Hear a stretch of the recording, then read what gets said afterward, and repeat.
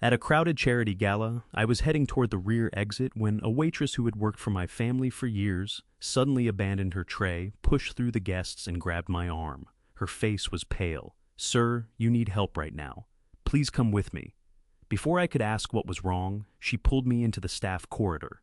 Less than 2 minutes later, screams erupted outside. I turned and saw two men attacking an older man in a gray coat beside a waiting van before they suddenly let go and fled. He looked almost exactly like me. Then the waitress leaned close and whispered something that made my blood run cold. "Thank you for being here, truly. You chose to spend your time with Revenge Dad, and I don't take that lightly. Tell me in the comments, where in the world are you watching from, your city, your state?" I read every single one. A quick note before we begin: this story includes fictional elements for storytelling purposes. Any resemblance to real people or places is purely coincidental, but the message it carries is one that matters. The coffee maker clicked off at 6:15, same as it did every morning, and I stood at the kitchen counter listening to the silence that followed. I had bought that machine 17 years ago because Margaret said the old one made the coffee taste like motor oil. She had been right the way she was, right about most things. I measured 2 scoops of ground coffee into the filter, added the water, and pressed the button. Then I reached into the cabinet and pulled out 2 mugs before I remembered. I always remembered eventually. It just took me a second or two longer every morning. I set one mug back on the shelf, poured my coffee, and carried it to the kitchen table. Outside the window, the maple tree in the backyard had gone deep red overnight. October in Brooklyn had a way of changing things without asking permission. Margaret used to say that autumn was God's way of reminding people that beautiful things could also be endings. I used to tell her that was too sad a thought for 7 in the morning. She would laugh and steal a sip from my mug, even though hers was sitting right there full and hot. I pressed my hand flat against the table and felt the old wood grain under my palm. 38 years of marriage, 6 years of mornings like this one. The side door opened at 7 o'clock sharp, and I heard the familiar sound of Rachel Moore hanging her coat on the hook by the entrance. In 4 years, she had never been late, not once. She came in carrying a small paper bag from the bakery. 2 blocks down, set it on the counter without a word, and began unloading the dishwasher as if she had lived in this house her entire life. "You didn't eat yesterday," she said. Her back still turned to me. It was not a question. "I had half a sandwich around noon," I said. Rachel turned around and looked at me the way my mother used to look at me when I was 8 years old and lying about finishing my vegetables. She had that particular talent, the ability to make a grown man feel accountable without raising her voice even a fraction. "Half a sandwich is not a meal, Mr. Bennett," she said. She opened the paper bag and slid a blueberry muffin onto a plate, then placed it in front of me like a verdict. "Oh, how is Kevin?" I asked, mostly to change the subject. Her face did what it always did when someone mentioned her son. Something warm moved through it, starting at her eyes and traveling down to the corner of her mouth. "He called Sunday night. His chemistry professor gave him an extension on his midterm paper. He was very relieved." She paused, wiping down the counter with a damp cloth. "Too relieved, if you ask me. That boy needs to stop leaving things to the last minute." "He's 20 years old," I said. "Last minute is basically a personality type at that age." Rachel made a sound that was somewhere between a laugh and a scolding, and I felt the kitchen warm up a degree or two. That was the thing about Rachel Moore. She did not try to fill the silence with noise the way some people did. She just moved through the space, and somehow the space felt less empty. I was halfway through the muffin when she asked, "Are you going to the office today?" "Tomorrow," I said. "Ethan wants me to look over some papers." Rachel's hand slowed on the counter for just a moment, so brief I almost missed it before she resumed wiping. "What kind of papers?" "Business documents," I said. "Expansion plans for the West Coast. Los Angeles, maybe." I drained the last of my coffee and set the mug down. "He's been pushing for it for a while now. And what do you think?" I leaned back in my chair and looked out at the maple tree again.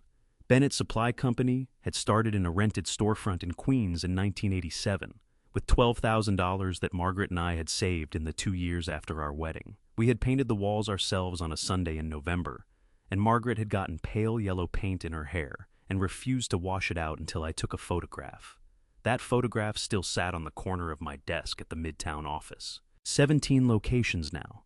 New York, New Jersey, Connecticut, and one in Philadelphia that Ethan had pushed through 3 years ago. The Philadelphia store had done well. Ethan was smart, I had never doubted that.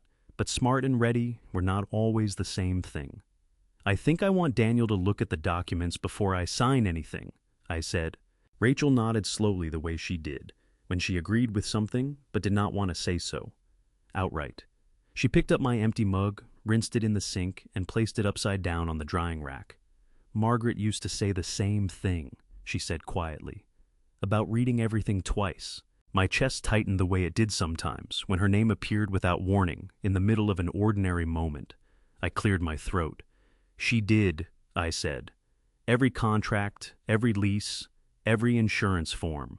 She used to say if you don't understand what you're signing, you're not signing a document, you're signing a blank check. Rachel dried her hands on a dish towel and folded it over the oven handle with the kind of precision that suggested she had strong opinions about folded dish towels. She sounds like she was a very wise woman, she said. The wisest person I ever knew, I said. And she would be the first one to tell you, I'm not just saying that because she's gone. We stayed like that for a moment, me at the table with my empty plate, Rachel standing at the counter with her folded towel, and the kitchen felt the way old houses sometimes feel on autumn mornings, like the walls themselves were holding on to something. Then my phone buzzed against the table. I picked it up and saw Ethan's name on the screen. I answered on the second ring. Dad. His voice had a tightness to it that I recognized but could not quite name. I need you at the office tomorrow morning. There are some papers we need to go over, sooner rather than later. I'll be there by 9, I said. Good. A pause. Good. I'll see you then. He hung up before I could ask what kind of papers or why his voice sounded the way a guitar string sounds right before it snaps. I set the phone face down on the table and looked at it for a long moment. Rachel had gone back to wiping the counter her cloth, moving in slow, even circles. Everything all right? She asked without looking up. Fine, I said, but the word tasted wrong in my mouth the way coffee tastes wrong when you have been expecting something sweeter. I picked up my phone, set it down again, and told myself there was no reason to worry about a phone call from my own son. I told myself that 3 more times before I believed it even a little. The elevator at Bennett Supply Company's Midtown office still made the same grinding sound it had made since 2014, when I had promised Margaret I would get it fixed, and then promptly forgot about it for 11 years. Every time the doors slid open on the 14th floor, I thought about that promise. I thought about a lot of unfinished things lately. The receptionist, a young woman named Diane, who had started 6 months ago, jumped up from her desk when she saw me come through the glass doors. Mr. Bennett, good morning. Ethan is in the conference room. He said to send you straight in. Thank you, Diane. I paused at the edge of the open floor where a dozen desks stretched out under fluorescent lights. Most of the staff had not arrived yet. It was barely 8:45, but one person had. Tommy Briggs was standing near the printer pretending to sort through a stack of papers. He was not very good at pretending. Tommy had worked for Bennett Supply Company for 12 years, starting as a stock clerk at the Queens location when he was 22 years old. He had worked his way up to operations coordinator, which meant he knew where everything was and where everything was supposed to be, and he noticed when those two things did not match.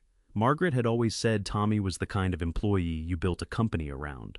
I had agreed with her then, and I still agreed with her now. He looked up when I walked past and something moved across his face, a flash of something urgent like a man standing at a crossroads who had been waiting for someone to arrive so he could ask for directions. He opened his mouth, then closed it again. Morning, Tommy, I said. Morning, Mr. Bennett. His voice came out steady enough, but his knuckles were pale where he was gripping the stack of papers. Good to see you in. I stopped walking. 12 years had taught me to pay attention when Tommy Briggs held on to something too tight. Everything all right? Yes, sir. A beat too long. Of course. I looked at him for another second, then nodded and kept walking toward the conference room. But my stomach had shifted in a way I did not like the way it shifts when you are driving on a familiar road, and something about the landscape is slightly wrong, but you cannot yet say what.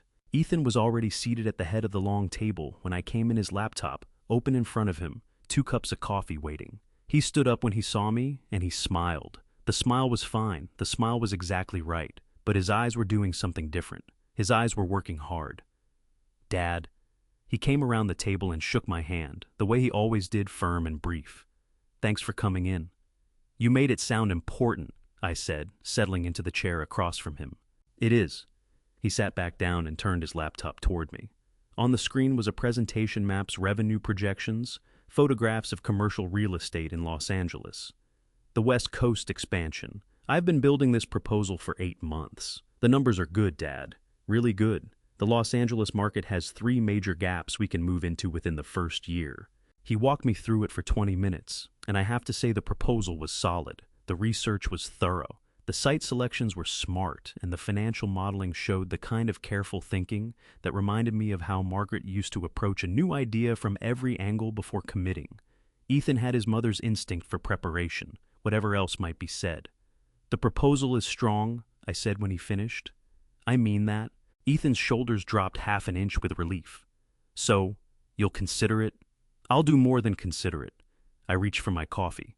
"But I want Daniel to review the full financials before we move, and I want to visit the Los Angeles sites myself before any leases are signed." I set the mug down. "You know how I feel about signing things I haven't walked through in person." "Of course." Ethan nodded quickly. Then he opened a manila folder and slid a document across the table toward me. "There's one more thing. For the expansion to move as quickly as the market window requires, I'll need broader operational authority. The lawyers drafted this. It formalizes my decision-making capacity for the West Coast division." I picked up the document. It was 12 pages dense with legal language, the kind of language designed to make a person feel that reading it carefully is somehow an insult to the person who handed it to you. I had been in business long enough to know that feeling was exactly when you needed to read most carefully. I turned to page 3, then page 5. Then I found what I was looking for on page 7, a clause buried between 2 paragraphs about operational timelines that made the muscles across my shoulders tighten like a vice. The clause stated that in the event that 2 physicians of designated authority determined that Walter James Bennett was no longer capable of sound business judgment, all operational and financial authority would transfer immediately and in full to Ethan Richard Bennett without requiring further documentation or board approval. I read it twice. Then I set the document down on the table and pressed my fingertips against the edge of the paper, as if I needed to make sure it was real. "Ethan," I said, keeping my voice even, "did you read page 7? He leaned forward. "The incapacity clause." "That's standard language, Dad. Every succession document has something like that." "Not in my experience," I said, and Daniel would agree with me. I closed the folder and slid it back across the table. "I'm not signing this until Daniel has reviewed every page. That's not negotiable." Something crossed Ethan's face, a ripple of frustration quickly smoothed back down. He picked up the folder, tapped its edge against the table twice, and set it to the side. "Of course," he said. "I understand completely." But his jaw was tight, and his coffee sat untouched and going cold. And when I stood up to leave, he walked me to the elevator without saying much else. The grinding sound started up again as the doors closed between us, and I rode down 14 floors, thinking about a clause on page 7 and the way my son's eyes had worked so hard to look like nothing was wrong. On the sidewalk outside, I called Daniel Harper. He picked up on the second ring the way he always did. "Walt, what's going on?" "I need you to look at a document," I said. "Today, if you can." "Send it over." A pause. "Is everything all right?" I looked up at the building at the 14th floor where the lights were still on, and Ethan was still sitting with his folder and his cold coffee. "Probably," I said. "But, Walt, you've been getting a lot of these paperwork calls lately, haven't you?" I stopped walking. "What do you mean?" "I mean Ethan has called my office 3 times in the past month, asking about succession timelines, about what triggers a formal transfer of authority. I thought you knew." The sidewalk felt different under my feet. Suddenly, the way solid ground feels different the moment you realize it might not be as solid as you thought. Around me, Midtown moved at its usual speed, taxis, tourists, the smell of a pretzel cart on the corner, and none of it knew what I had just heard. "No," I said quietly. "I didn't know." Tommy had called 2 nights before at 10 past 10, and his voice had the particular flatness of a man who had been sitting on something heavy for too long and had finally decided he could not carry it alone anymore. "Mr. Bennett, I'm sorry to call this late, but there's something you need to know. Can we meet tomorrow, not at the office?" I had told him yes before he finished the sentence. He was already at the corner table when I arrived at the coffee shop on Henry Street, a small place that smelled like roasted beans and old wood, the kind of Brooklyn establishment that had survived 3 recessions and 2 pandemics by being exactly what it was, and nothing more. Tommy was nursing a black coffee and shredding the corner of a paper napkin without seeming to realize he was doing it. I sat down across from him and ordered without looking at the menu. Then I said, "Tell me." Tommy pressed both palms flat on the table, as if he needed something solid to push against. About 3 weeks ago, a man came into the Midtown office, said he was a financial consulting representative, that he was doing a routine assessment of mid-size regional supply companies in the Northeast. He paused, tearing another strip off the napkin. He asked Diane about your schedule, how often you come in, whether you work regular hours or whether it varies. I kept my face neutral. What did Diane tell him? Not much, she's careful. Tommy's jaw tightened. But then he came back a second time last week. This time he got to Phil in operations before anyone caught it. And Phil talks Mr. Bennett. You know how Phil is. Phil mentioned that you've been cutting back your in-office days since Mrs. Bennett passed. The coffee arrived. I wrapped both hands around the mug and felt the heat move into my palms. What else did this man ask? Tommy looked up, and his eyes were troubled in a way I had not seen since the year we nearly lost the Queen's location to a flood. He asked whether you had experienced any health issues that might affect your ability to run the company. His voice dropped lower. Those were his exact words. Ability to run the company. Something cold moved through my chest, quick and quiet, like a draft under a door. I thought about the clause on page 7 of Ethan's document. 2 physicians of designated authority. I thought about how a person might begin building a case before the case was needed. Did he leave a name? I asked. He did. Tommy reached into his jacket pocket and produced a business card slightly bent at one corner. He slid it across the table. Marcus Reed, Independent Financial Consulting. The address on the card is a P.O. box in Astoria, Queens. I looked at the card for a long moment, then tucked it into my own pocket. You did the right thing telling me, Tommy. I should have told you sooner. His voice cracked slightly at the edges, the way voices do when guilt has been sitting in them too long. I kept thinking maybe it was nothing. Maybe it was exactly what he said it was. You told me now, I said. That's what matters. I paid for both coffees, said goodbye to Tommy at the door, and walked the 4 blocks home with my hands in my pockets and Marcus Reed's bent business card pressing against my fingers. Rachel was in the kitchen when I got back, wiping down the stovetop with the focused attention she gave to everything she did. I sat down at the table and told her what Tommy had said, not because I had a plan, but because saying it out loud was the only way to make it feel real, rather than like something I had imagined. She listened without interrupting her cloth, moving slower and slower across the stovetop until it stopped altogether. Did he leave a name? She asked. Her voice was steady and careful. Marcus Reed, I said. Rachel's hand pressed flat against the stovetop. Her knuckles went white against the dark surface, and something passed through her face so quickly that I nearly missed it, a flicker of recognition there, and gone like a light switching on in a room at the end of a long hallway. Then she picked up her cloth and resumed wiping, and her expression was exactly what it had been before. I didn't notice. My phone rang at that exact moment, Daniel calling back about the document, and I turned away to answer it. I would not understand what I had missed until much later. By then, of course, everything had already changed. I was not there that Friday night, but Rachel told me everything later in the kind of detail that only comes from a memory burned in by fear. And when she described it, I could see every corner of that hallway as clearly as if I had been standing in it myself. She had been to Ethan and Melissa's house in Park Slope dozens of times over 4 years. She knew which drawer the spare linens were kept, and which step on the staircase creaked if you put your weight on the left side, and that the kitchen faucet ran cold for 30 seconds before it turned warm. She knew the house the way she knew most things, quietly, completely, without ever being invited to know it. The house on Garfield Place was beautiful, in the way that certain houses are beautiful when someone has worked very hard to make sure everything is exactly right. Crown molding painted the precise shade of white that cost 4 times more than regular white.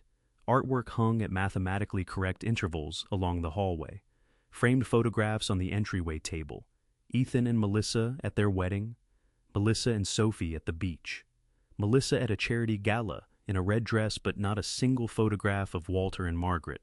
Rachel had noticed that the first time she came, and she had never forgotten it. Melissa had let her in at 7:30 with a bright smile and a list of instructions.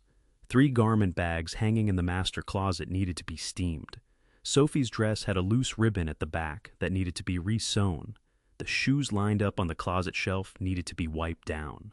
Melissa delivered all of this in the pleasant, efficient tone of a woman who had long ago decided that other people existed primarily to execute tasks she had already planned. Sophie was already in her pajamas when Rachel arrived, sitting cross-legged on the living room floor, with a book, her small silver bracelet catching the lamplight every time she turned a page.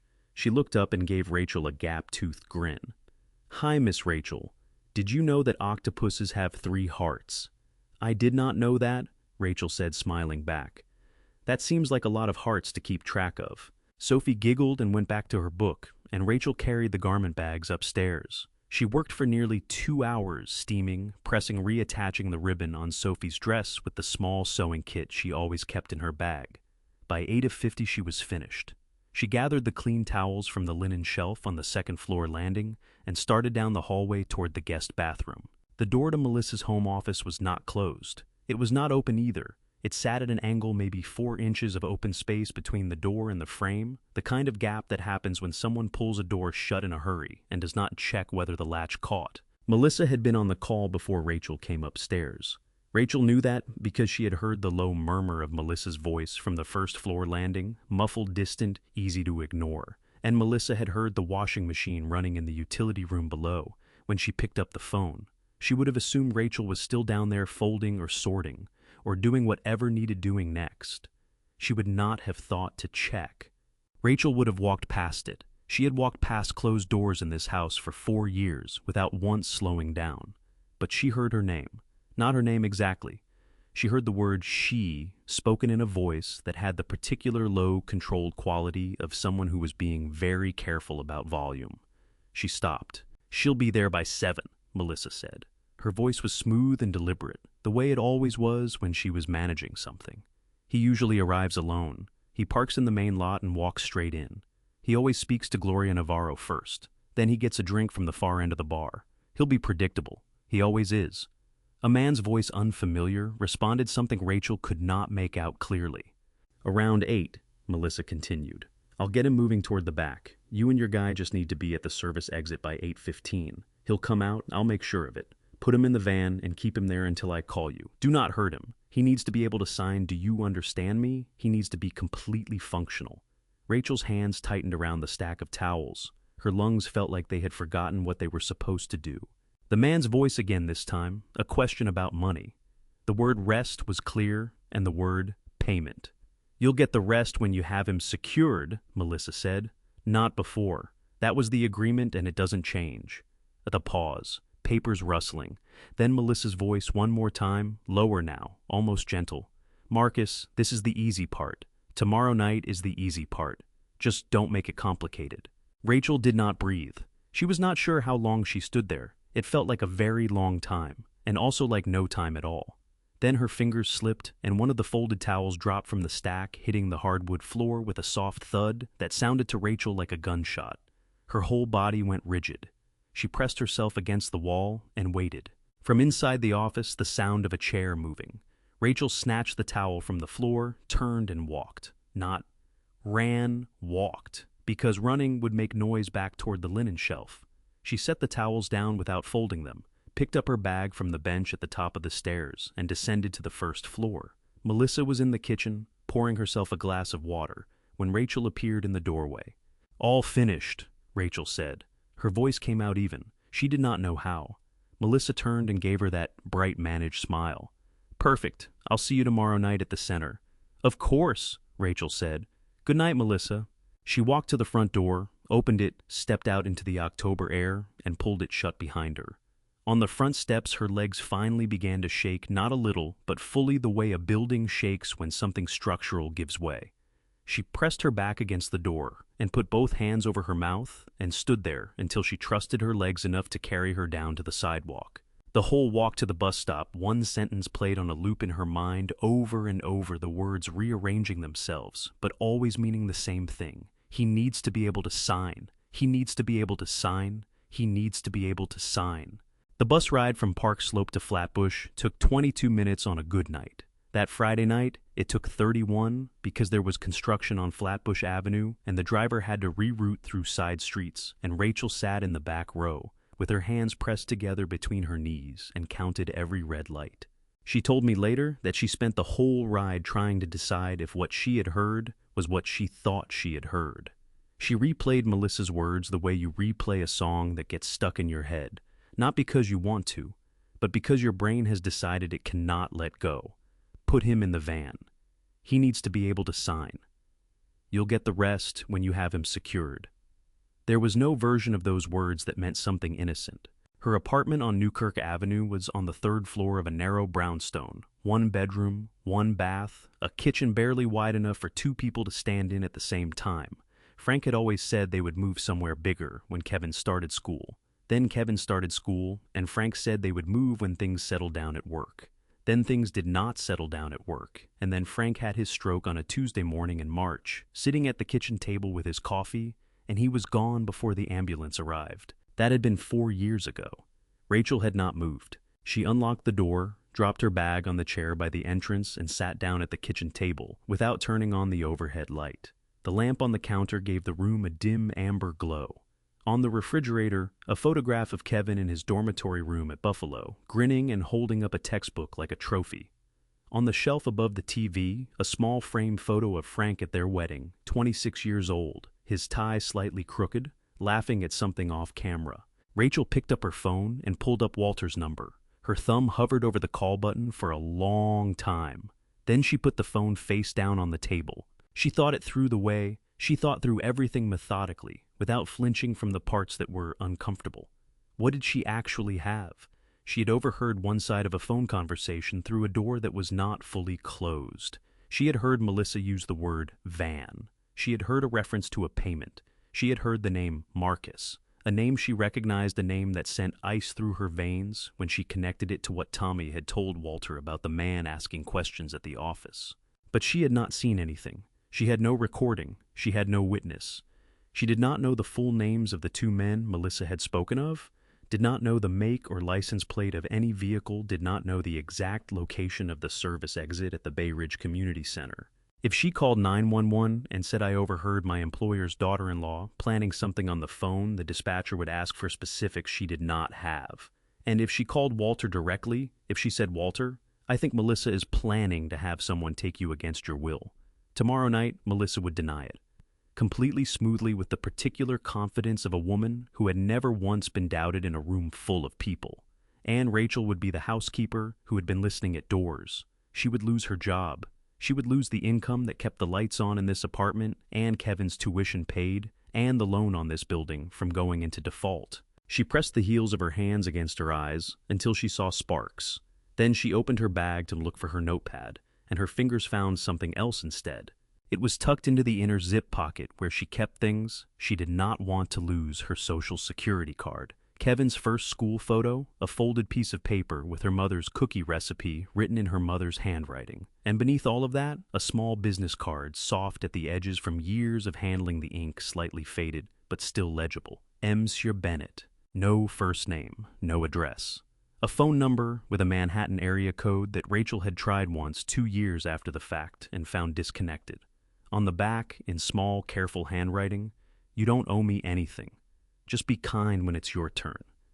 Rachel sat with the card in both hands and felt something move through her chest that was not quite grief and not quite gratitude, but lived somewhere between the two. 10 years ago, when Frank had just lost his job and the landlord had sent the second late notice and Rachel was working the night cleaning shift at Mercy General because it was the only position she could get, on short notice a woman had found her crying in the supply closet at 3 a.m. Rachel had been mortified. She had apologized and tried to leave. The woman had blocked the doorway, not aggressively, just firmly, and asked what was wrong. Rachel had told her. She did not know why. Something about the woman's face made it impossible not to. 3 days later, Rachel received an envelope at the apartment. Inside was a money order for 1 month's rent, exactly the amount she owed, and a handwritten note with a phone number for a cleaning services company that was looking for a supervisor. The supervisor position paid nearly twice what Rachel was making on the night shift. The note said, I spoke to the owner. He's expecting your call. At the bottom, M. Bennett, and that single line. You don't owe me anything. Just be kind when it's your turn. Rachel had tried to find her. She had asked the nurses on that floor, described the woman, 60 or so, silver-streaked hair, pulled back a wool coat the color of charcoal. Nobody could place her. The phone number disconnected. The envelope had no return address. She had kept the card anyway. She did not know why. It seemed important to keep it. Now she sat in her dim kitchen on Newkirk Avenue and looked at those words and felt them settle into her chest like something that had been waiting a long time to land. Just be kind when it's your turn. She picked up her phone again. This time, she did not pull up Walter's number. Instead, she opened the Notes app and typed the address of the Bay Ridge Community Center, the time Melissa had mentioned 8 o'clock, and the word service exit in capital letters. She was not going to call. She was not going to warn him over the phone and give Melissa any chance to change the plan or disappear before anything could be proven. She was going to go. She was going to be there in that building close enough to do something. She set the phone down, looked at Frank's photograph on the shelf, and said out loud to the empty kitchen, I know. Then she turned off the lamp, went to bed, and lay in the dark for a long time before sleep finally came. The Bay Ridge Community Center looked the same as it did every October yellow light, spilling out through the tall windows, the parking lot filling up with minivans and sedans, children running ahead of their parents toward the front entrance with the particular energy of kids who have been promised there will be food and music and something worth staying up late for. I had attended this event 12 times. The first time Margaret had worn a green dress and danced with me twice, which was 2 more times than she usually agreed to dance in public. The last time I had come alone, I had stood near the back wall with a glass of sparkling water and told myself I was fine, and Gloria Navarro had found me there and talked to me about her grandson's soccer team for 20 minutes until I actually was fine, more or less. Gloria was at the entrance when I arrived that Saturday, clipboard in hand, reading glasses pushed up on her forehead, directing volunteers with the calm authority of a woman who had been organizing this event since before half the volunteers were born. Walter Bennett. She grabbed both my hands and squeezed them the way she always did, like she was checking to make sure I was still solid. You look thin. Are you eating? Rachel made sure of it this week, I said. Gloria laughed and waved me inside. I did not know then that she was watching everything that happened in that building, filing it away the way she filed everything efficiently, completely ready to be retrieved. Rachel was already there, working the food service table along the far wall, setting out platters with the focused precision she brought to every task. She saw me come in. I know that now. She told me she tracked me from the moment I walked through the door, keeping me in her peripheral vision, while she worked the way you keep a flame in sight when you are carrying something flammable. I did not know I was being watched over. I thought it was just an ordinary evening. The band started at 7:30, a 4-piece jazz group that played the same set they played every year, and the dance floor filled up with couples and children and a few brave individuals who did not need a partner to enjoy themselves. Sophie was somewhere backstage preparing for her piano piece. Ethan had sent a message saying he and Melissa would arrive by 8. I got myself a drink from the bar and went to find a few familiar faces. At 7:45, I was talking to Dennis Kowalski, Ray's older brother, retired from the transit authority, when I saw Melissa come in through the main entrance. She was wearing a navy dress and her hair was done the way it always was for events like this, smooth and deliberate. She smiled at 2 people near the door, touched a third person's arm in greeting, and then moved not toward me, not toward the food, not toward anyone she knew, toward the far corridor that led to the service hallway in the back of the building. I noticed it only because Dennis had said something that made me laugh, and I turned my head at exactly the right moment. I saw Melissa disappear into that corridor, and I thought nothing of it because Melissa always seemed to have somewhere specific to be. What I did not see, what Rachel saw from her position at the food table, were the 2 men in dark jackets standing near the corridor entrance. She had seen them earlier, separately moving through the crowd, without stopping to talk to anyone, without getting food or drinks, without doing any of the things people do at events they have been invited to attend. She saw Melissa speak to them for less than 90 seconds. She saw the taller one check his watch. She saw Melissa smooth the front of her dress, turn around, and walk back into the main hall with that same managed smile already back in place. A young woman in a white server's uniform appeared at Rachel's elbow without warning. She was carrying an empty tray, and her face had the particular look of someone who had just seen something they could not quite explain. "Excuse me," the woman said quietly.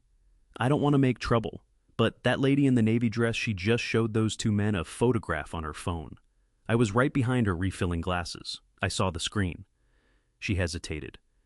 "It was a photo of an older man, gray hair, gray coat, and the tall one, he saved it. He took a picture of her screen with his own phone.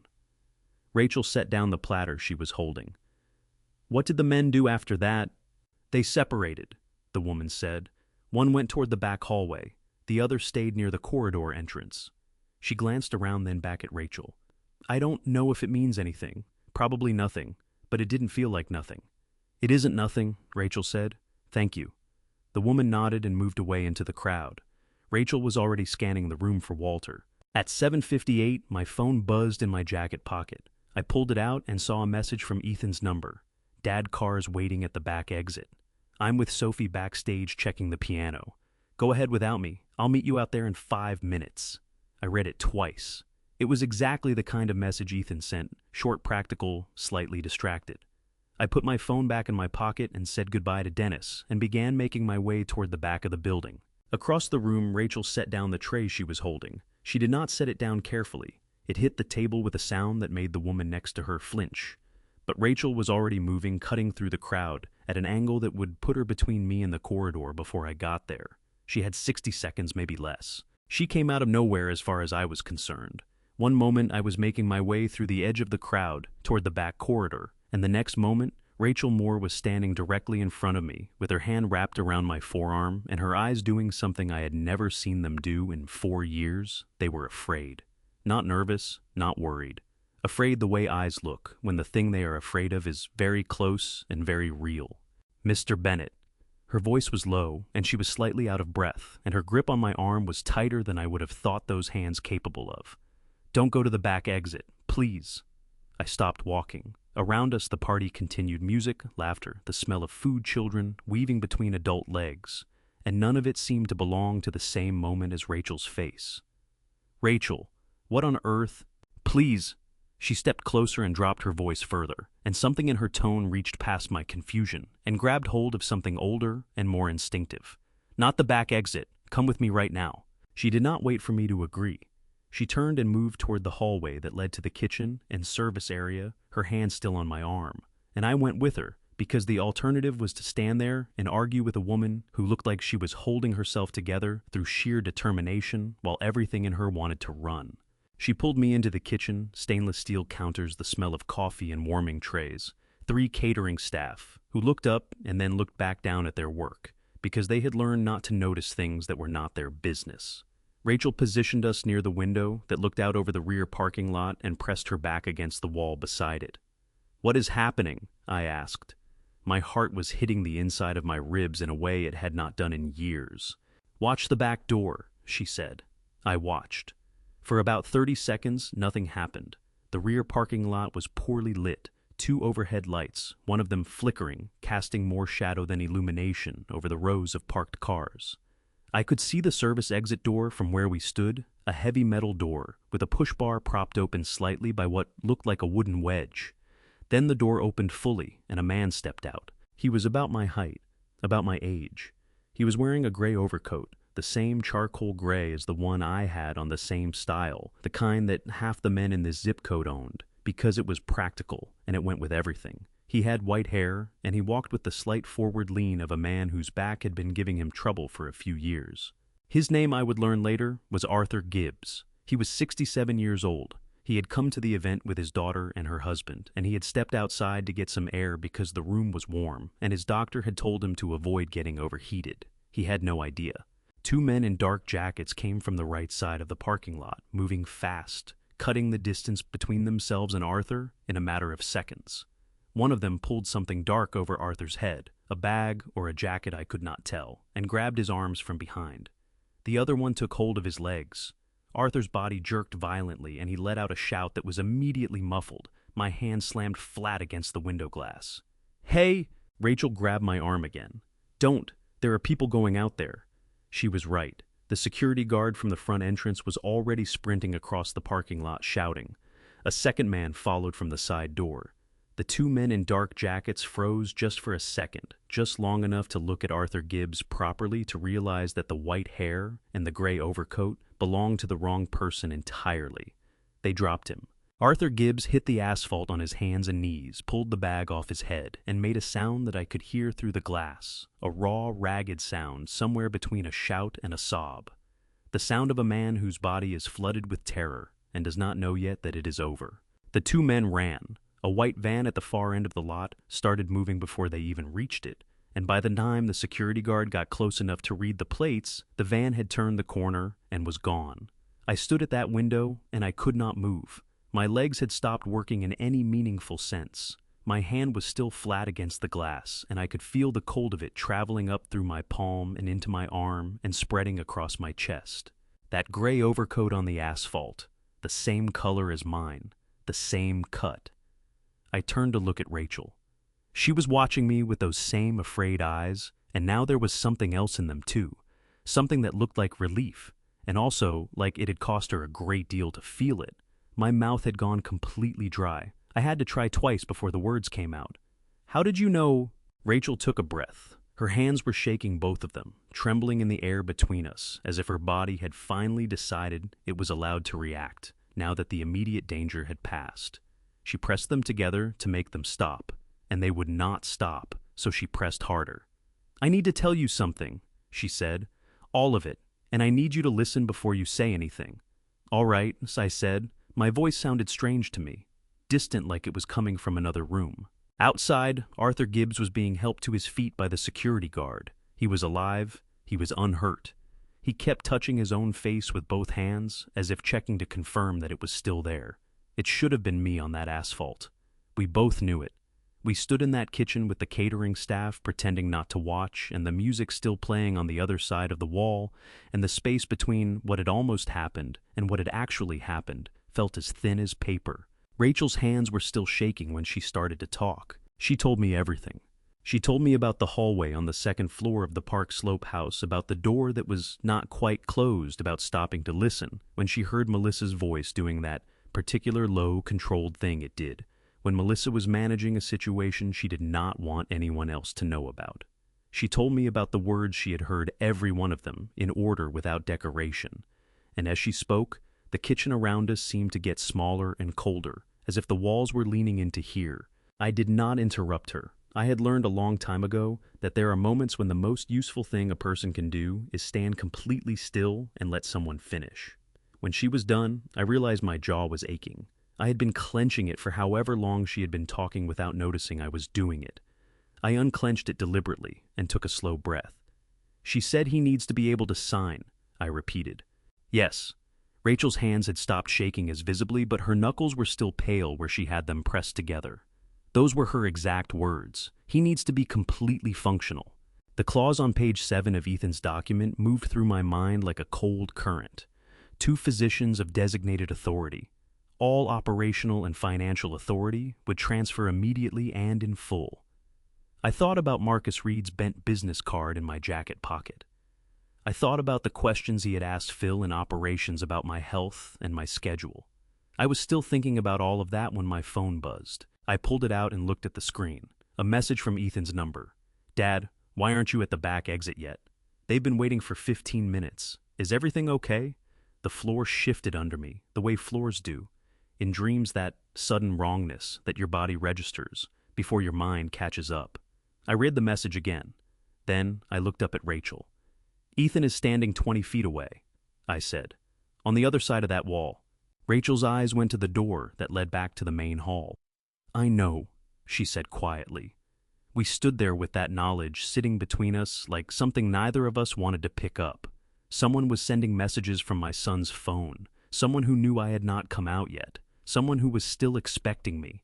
I called Ray Kowalski before I called anyone else. Ray had worked the 68th Precinct for 19 years, and he and I had known each other since his older brother Dennis introduced us at one of these exact events 7 or 8 years ago. He was the kind of man who did not ask unnecessary questions when you told him something serious had just happened. He arrived in 12 minutes in plain clothes because he had been off duty, and he found us in the same kitchen, Rachel still standing with her hands pressed together, me sitting on a stool with my phone face up on the counter in front of me. He listened to both of us without writing anything down, which I knew from experience meant he was memorizing it instead. When we finished, he asked 3 questions the time Melissa had spoken to the 2 men in the corridor, whether Rachel could describe them physically, and whether I had responded to the second text message. Rachel also mentioned the server, a young woman in a white uniform, whose name neither of us had thought to ask, who had seen Melissa hold up her phone and watch the taller man photograph the screen. Ray made a note of that separately. A second witness, even an unnamed one, was still a witness. The answer to the third question was no. Good, Ray said. Don't. He looked at me steadily. Walt, I want to handle this carefully. If we move too fast and we're wrong, we lose everything. If we move too fast and we're right, we still might lose everything because the evidence isn't properly established. Give me until tomorrow morning. You think I shouldn't confront Ethan tonight? I said. I think you should go back out there and be at a birthday party, Ray said. Can you do that? I told him I could. I was not sure it was true. Ray went to find Arthur Gibbs and take his statement. I straightened my jacket and Rachel and I walked back through the kitchen door into the main hall together. The band was playing something slow and the dance floor had thinned out. I spotted Ethan near the stage talking to one of the other parents, his phone visible in his jacket breast pocket. Melissa was by the drinks table laughing at something a woman in a blue dress had said, her head tilted back at the exact angle that looked most photogenic. I watched her laugh and felt something cold and permanent settle into my chest, like a stone dropping into very still water. Then Gloria Navarro appeared at my elbow out of breath, and gripping her clipboard so hard the metal edge had left a red mark on her palm. Walter, I am so sorry to bother you, but has anyone seen Sophie? Her teacher says she left the backstage area about 10 minutes ago and nobody can find her. The cold thing in my chest turned into something else entirely. I called Sophie's name across the hall. Heads turned. Ethan heard it. I watched the color leave his face in a single wave, the way color leaves things when something is truly wrong, not performed wrong, but actually wrong. He crossed the room in long strides, his phone out dialing. Sophie? His voice cracked down the middle on her name, splitting it open.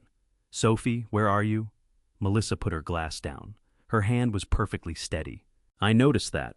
Later I would think about it a great deal, but in that moment I was already moving toward the far end of the hall, calling my granddaughter's name, my heart slamming so hard against my ribs that I could feel it in my back teeth. My phone buzzed again. Unknown number this time. I stopped walking and opened the message.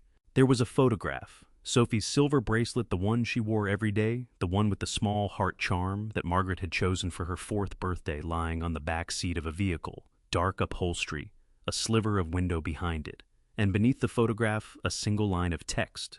You didn't come out. So we had to make other arrangements. The room went sideways. I grabbed the back of a nearby chair with both hands and held on, and the noise of the party, the music, the voices, the sound of a child laughing somewhere across the room, all of it moved away from me like a tide going out, leaving me standing on a shore that had nothing on it. Rachel was beside me in seconds. She took hold of my arm with both hands, and I could feel her grip even through the fabric of my jacket, could feel her steadying me, the way you steady a structure that is about to come down. She's here, Rachel said low and urgent right next to my ear. Mr. Bennett, listen to me. She is in this building. We are going to find her. I wanted to believe her. I held onto the chair, and I wanted more than I had wanted almost anything for her to be right. If you're still here listening to this story on Revenge Dad, before I reveal what that silver bracelet really meant and who had been planning this for longer than anyone knew, drop the number 9 in the comments right now. Just the number 9. It tells me you're still with me, and honestly, that means everything. And a quick note, the story you're about to hear contains some fictional elements woven in for storytelling purposes. Some details may not reflect any single event. If that's not your kind of content, no hard feelings at all. You can step away right here. We found her 9 minutes later.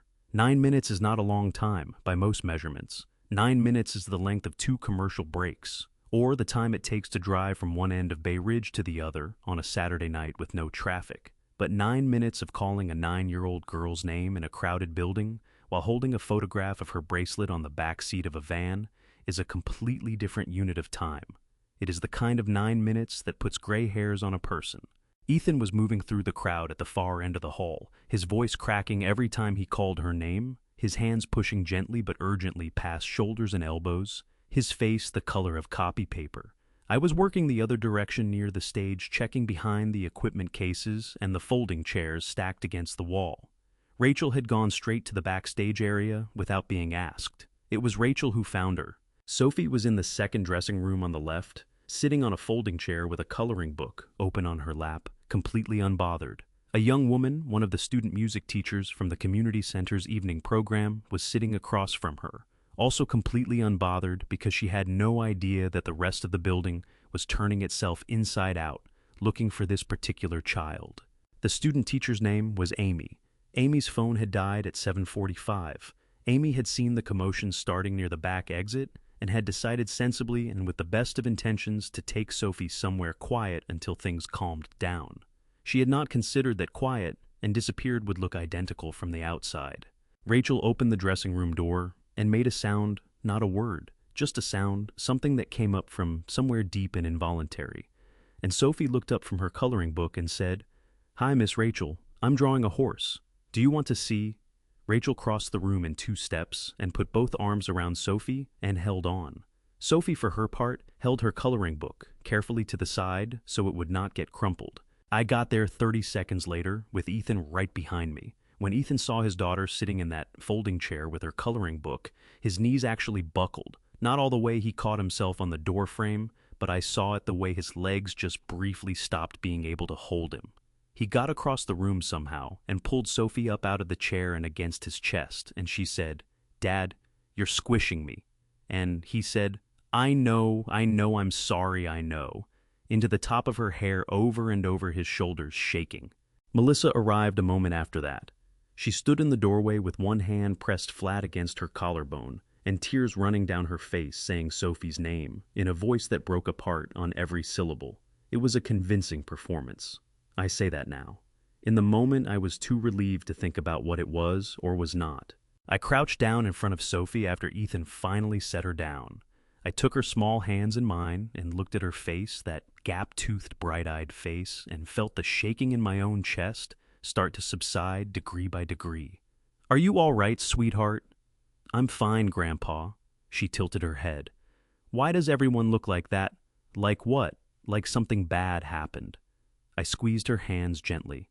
"Something almost happened, but it didn't. So everything is fine."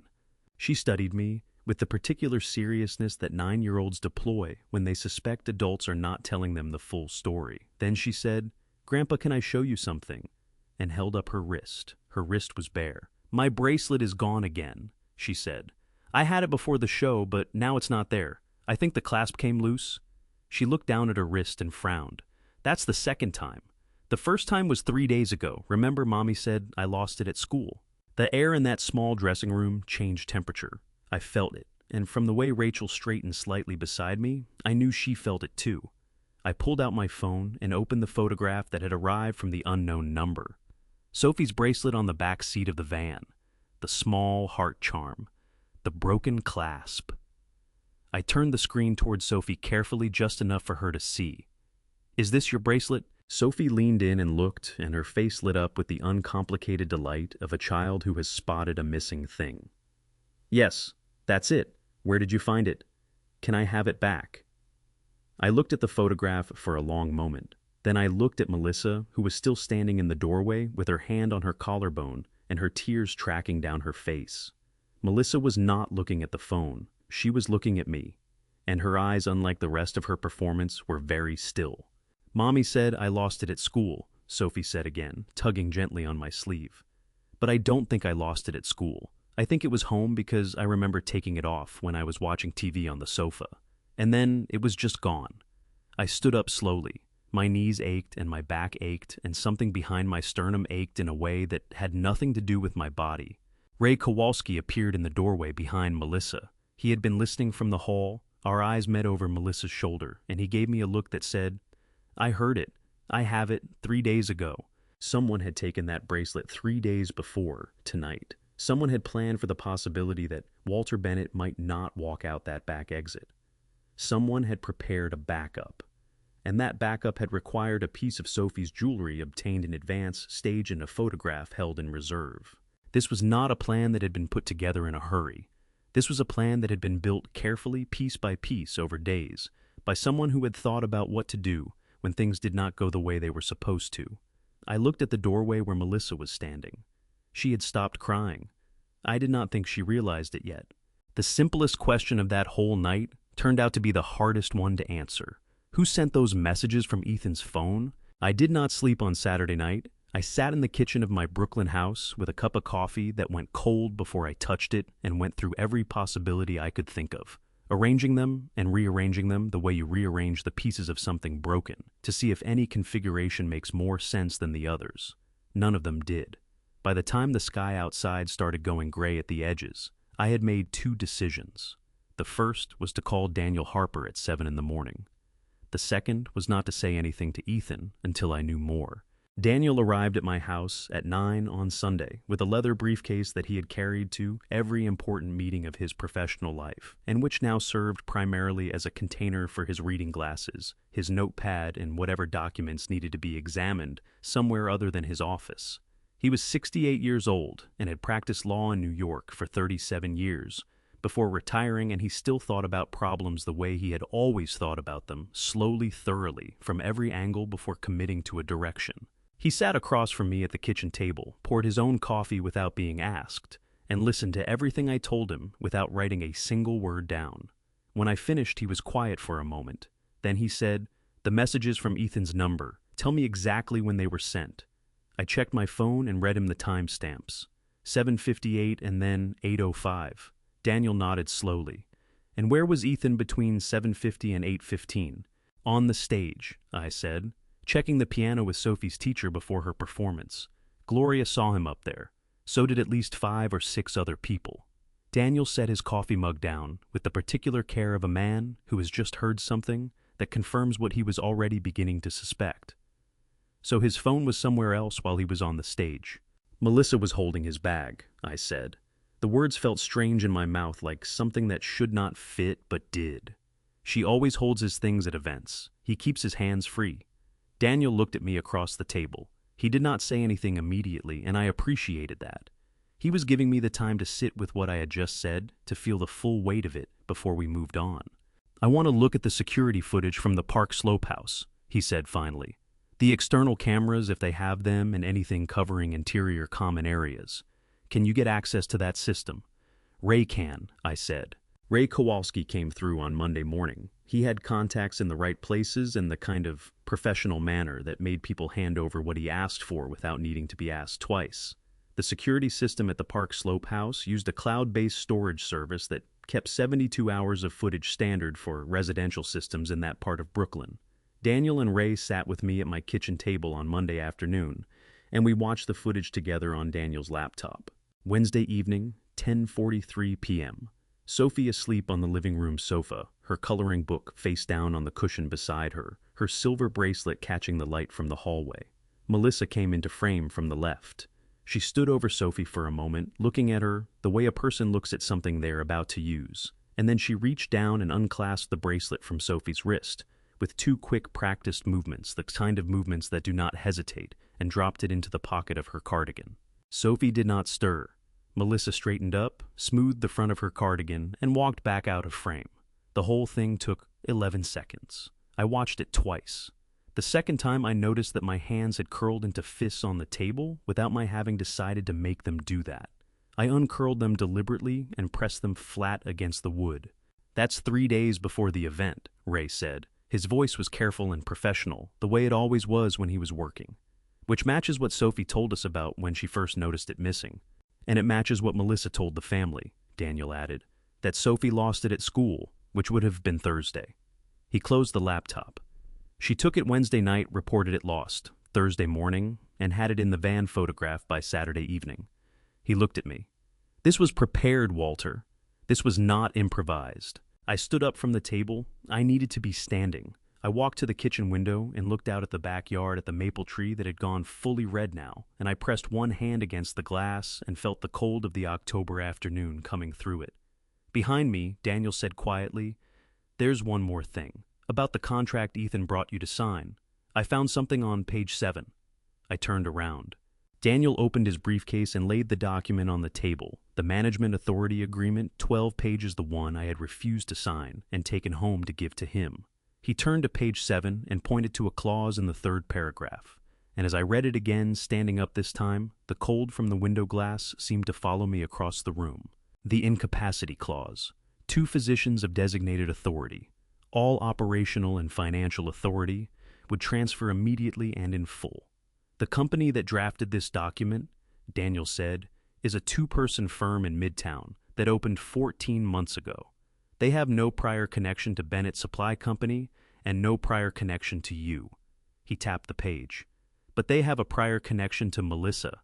She used them to draw up a personal investment agreement 2 years ago.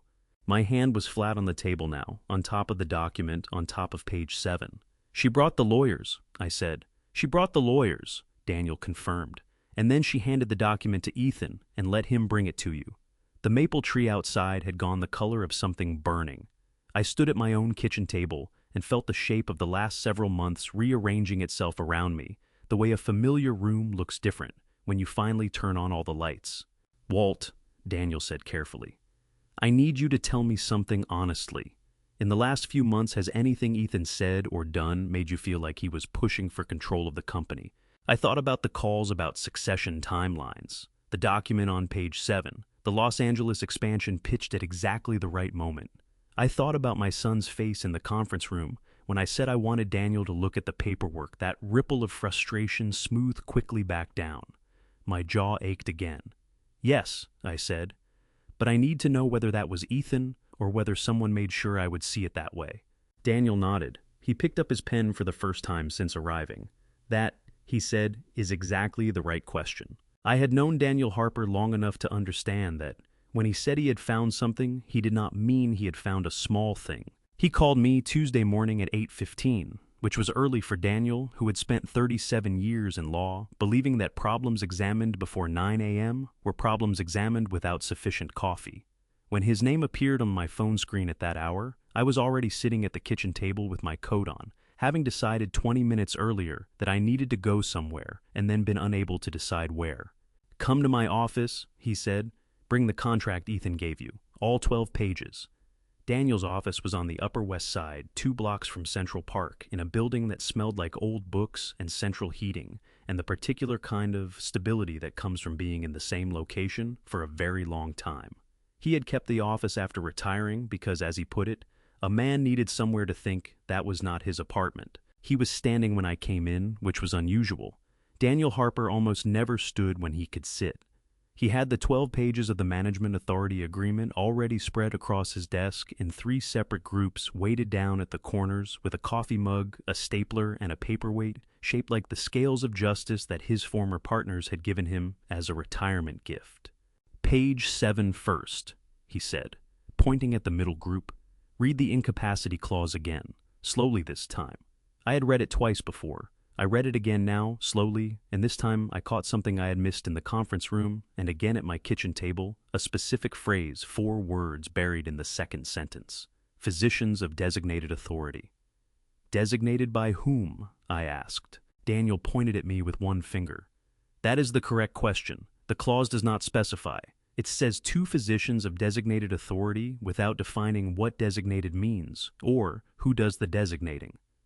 In standard succession documents under New York law, that kind of language requires a court order or a previously established medical directive signed by you. This document has neither. He sat down. Which means whoever drafted this clause was either incompetent or was deliberately leaving the definition open so it could be filled in later by whoever was in a position to fill it in. By Melissa, I said. By someone, Daniel said carefully. He was a lawyer, even in his own office, even in retirement, even with me.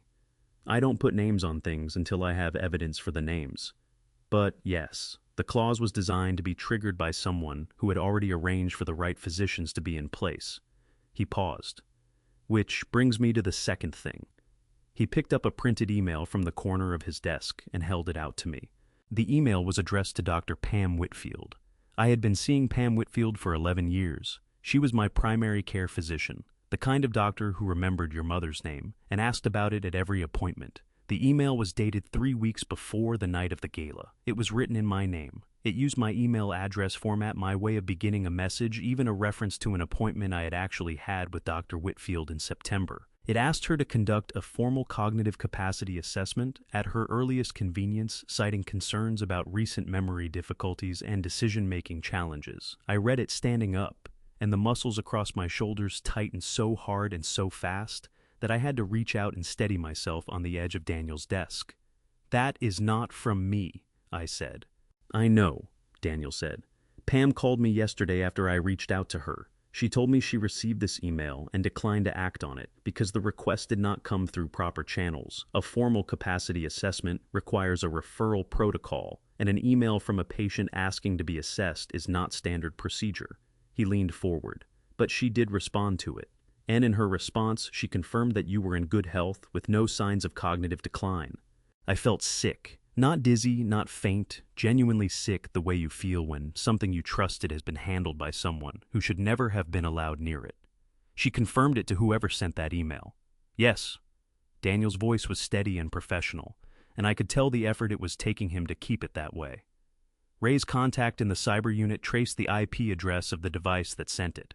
It came from a tablet registered to a residential address in Park Slope, Brooklyn. I set the email down on his desk. I set it down carefully, as if it were something fragile, even though what I actually wanted to do was something quite different. She was building a medical case, I said. My voice came out lower than I intended. She needed Dr. Whitfield as the first physician. She was going to find a second one, and once she had 2 signatures on a capacity assessment, she could use that language on page 7 to hand Ethan the company without my consent. Without your meaningful consent, Daniel said.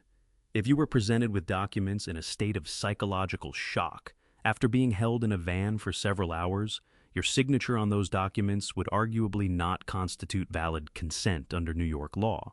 But proving that after the fact is much harder than preventing it from happening. He folded his hands on the desk. She was not planning to forge your signature, Walter. She was planning to make you sign willingly in a condition where you would sign almost anything. The room was very quiet. Outside Daniel's window, Central Park was doing its October thing, golden and red and indifferent to everything happening at this desk. I thought about Margaret. I thought about what she would say right now sitting across from me in this office, in that way she had, of cutting straight to the thing nobody else was willing to say out loud. She would probably say, Walter, you always believed the best of people. That is one of the things I love most about you. It is also the thing that made you the easiest person in this family to fool. There's one more thing, Daniel said. He reached into the middle stack of papers and produced a single sheet. This is a registration document for the law firm that drafted the Management Authority Agreement. 2 attorneys opened 14 months ago. One of them, a man named Gerald Price, represented Melissa in a personal investment matter 2 years ago, a real estate transaction in Los Angeles. Los Angeles, the same city Ethan had proposed for the expansion. The same city where I was beginning to understand a great many things had been quietly arranged. Daniel, I said. Who is Marcus Reed? Daniel looked at me for a moment. Then he reached into his briefcase and produced one more document. That, he said, is what I need you to sit down for. I sat down. Daniel laid a single sheet on the desk in front of me. It was a printout from a New Jersey court database, a civil record, not criminal. The kind of document that does not announce itself dramatically, but simply sits there and waits for you to understand what you are looking at. The name at the top was Marcus Reed, 43 years old, current address listed as Astoria, Queens. 2 civil suits in New Jersey over the past 6 years, both involving financial disputes, one with a former business partner, one with a property management company, both settled out of court. A third matter, more recent, involving a small investment firm in Newark that had accused Marcus of misrepresenting his financial credentials. That one was still open. He's careful, Daniel said, sitting across from me. He stays just inside the line. Civil suits, not criminal charges. Settlements, not verdicts. The kind of record that looks bad if you know what you're reading and looks like nothing if you don't. Ray identified him through the 2 men at the Gala, I said. Ray identified the 2 men at the Gala, and they led back to Marcus. He was not at the event himself. He was the organizer, not the executor. Daniel tapped the sheet. He has a prior relationship with one of the 2 men who were in that parking lot. They worked together on a warehouse renovation project in Newark 3 years ago. Ray found the connection through payroll records. I looked at the photograph attached to the document. Marcus Reed was a broad-shouldered man with close-cut gray hair and the particular expression of someone who had learned early that the most useful face to show the world was one that gave nothing away. I had never seen him before in my life. And then Daniel said the thing that made me reach out and press my fingers flat against the edge of the desk. Marcus Reed and Melissa share the same mother, Daniel said. Different fathers. He is 4 years older than she is. They grew up together in Trenton, New Jersey until Melissa was 14 when her mother remarried and the family moved to Connecticut. The desk was solid mahogany. I pressed my fingers into the edge of it and felt the grain of the wood and concentrated on that sensation, because it was something real and fixed in a room that had suddenly become very unsteady. 11 years, I said. My voice came out rough at the edges like something that had been dragged across a surface it was not meant for. Ethan and Melissa have been married for 11 years. In 11 years, she never mentioned a brother. A half-brother, Daniel said, not correcting me, just being precise. And no, according to Ethan, I spoke to him this morning. Before calling you, he did not know Marcus existed until I told him. I thought about Ethan's face when things went wrong, the way it showed everything always had since he was a boy. When he was 8 years old and broke the living room window with a baseball and tried to blame the neighbor's kid, his face had given him away in approximately 30 seconds. Margaret had always said Ethan could not lie to save his life, which she had meant as a compliment. I was trying very hard to hold on to that right now. She hid him, I said. For 11 years she kept her own brother hidden from her husband. I drove back to Brooklyn and found Rachel in the kitchen, wiping down the counters the way she did every Tuesday, moving from left to right in slow, even strokes. I sat down at the table without taking my coat off and told her what Daniel had said about Marcus Reed. She listened without interrupting. When I finished, she set the cloth down on the counter and turned to face me fully. And there was something in her expression that was not surprise. You knew, I said, not an accusation, just a recognition. Rachel pulled out the chair across from me and sat down, something she rarely did during working hours, something that told me this was no longer a working hours conversation. I didn't know, she said carefully. But about a year ago, Melissa was on the phone when I came into the kitchen at the Park Slope House. She ended the call very quickly when she saw me, the way people end calls they don't want witnessed. And before she hung up, I heard her say a name. Rachel folded her hands on the table. She said Marcus, and the way she said it, not hello, not goodbye, just the name, sharp and quiet like a warning, stayed with me. But you didn't know he was her brother. No, I just knew the name belonged to something she wanted kept separate from everything else in her life. Rachel looked at me steadily. You asked me once why I thought she hid him. You said maybe she was ashamed of his record. I remember. I don't think shame had anything to do with it. Rachel's voice was even and certain in the way it was when she had thought something through completely before saying it. A person who is ashamed of a family member keeps them at a distance. A person who hides a family member is keeping them available. Those are two different things, Mr. Bennett. Shame looks outward. What Melissa did looks inward, like someone who needed a resource and made sure nobody knew the resource existed until she was ready to use it. The kitchen was warm and smelled like the lemon cleaner Rachel used on the counters, and I sat in it with my coat still on and felt the particular loneliness of a person who has just understood something he cannot ununderstand. Marcus was arrested this morning, I said. Ray called me on the way here. Rachel nodded, her jaw tightened fractionally. Not fear, not relief, something more complicated than either. He's already asked for a lawyer, I said. Ray thinks he'll talk. He says people in Marcus's position almost always talk when they realize they've been set up to take the fall for someone else. Rachel looked at her folded hands on the table. She told him Ethan was behind it, she said. It was not a question. I stared at her. How did you know that? She looked up. Her eyes were tired and clear and very direct. Because that is what I would have told him, she said. If I were her and I needed someone to do something dangerous and I needed to make sure that if it went wrong, the blame would land somewhere else. She paused. She needed Marcus willing, and she needed him expendable. The only way to make a person both of those things at once is to give him a reason to feel protected. And the only protection she could offer was someone else's name. I sat with that for a long moment. Outside the kitchen window, the maple tree moved in the October wind, shedding the last of its red leaves onto the grass below. She used her own brother, I said. Yes, Rachel said. And she used my son. Rachel did not answer that one. She picked up her cloth, turned back to the counter, and resumed wiping from left to right in slow, even strokes. But her shoulders were tight in a way they had not been when I walked in, and her movements were slightly more controlled than usual, the way a person moves when they are feeling something they have decided not to put into words. That was answer enough. Ray called me Wednesday morning and said Marcus Reed had decided to talk. He did not use the word cooperate because Ray never used words like that on the phone. He said Marcus had decided to talk and that I should come to his office at the precinct at 2 in the afternoon and that I should bring Daniel if Daniel was available. I called Daniel before I had finished the sentence. We sat in a small conference room on the second floor of the 68th precinct, the kind of room that exists in every police precinct in New York, with a folding table and 4 chairs and a window that looked out onto a parking lot and a coffee machine in the corner that Ray apologized for in advance. Daniel had his notepad. I had my hands flat on the table. Ray sat across from us and told us what Marcus had said. He told it the way he always told things in order, without editorializing, giving us the facts and letting us do the work of feeling things about them. Marcus Reed, it turned out, had made a decision the moment he understood what had happened in that parking lot. He thought Ethan was the client, Ray said. That was the first thing he told us, and he told it fast, which usually means it's true. Melissa came to him 6 weeks ago with the proposal. She told him Ethan needed help with a situation involving the family business.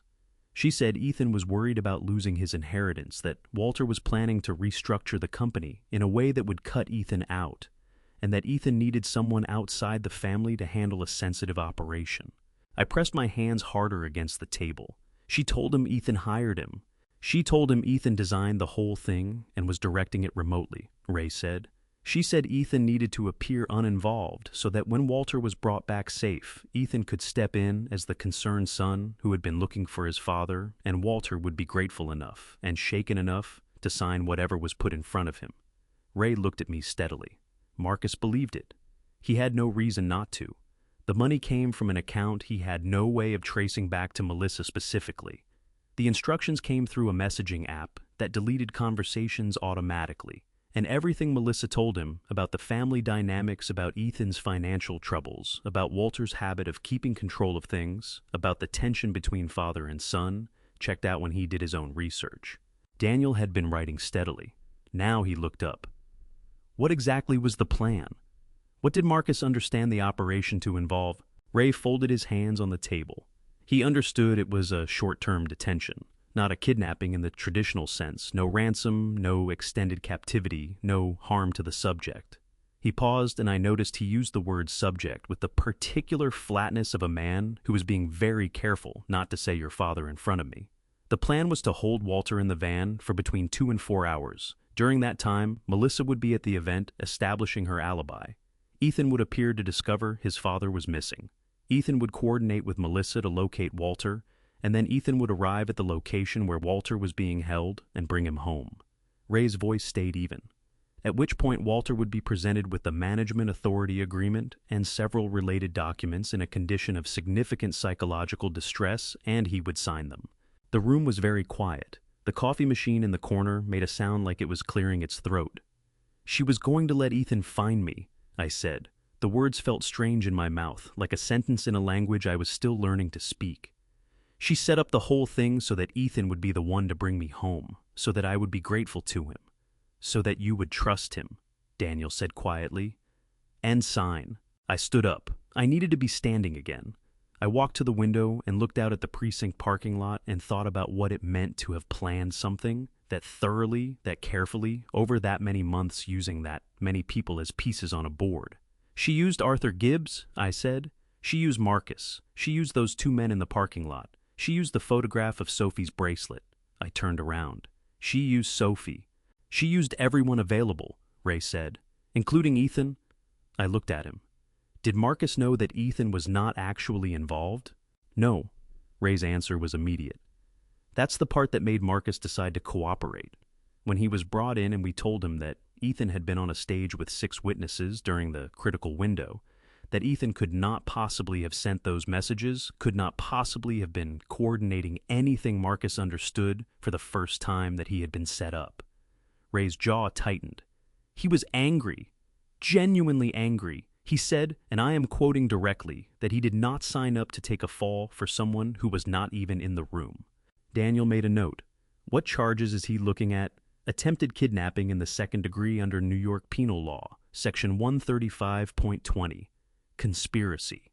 Potentially a Class B felony with a range of up to 25 years. though the DA will almost certainly offer a significantly reduced sentence in exchange for full cooperation against Melissa.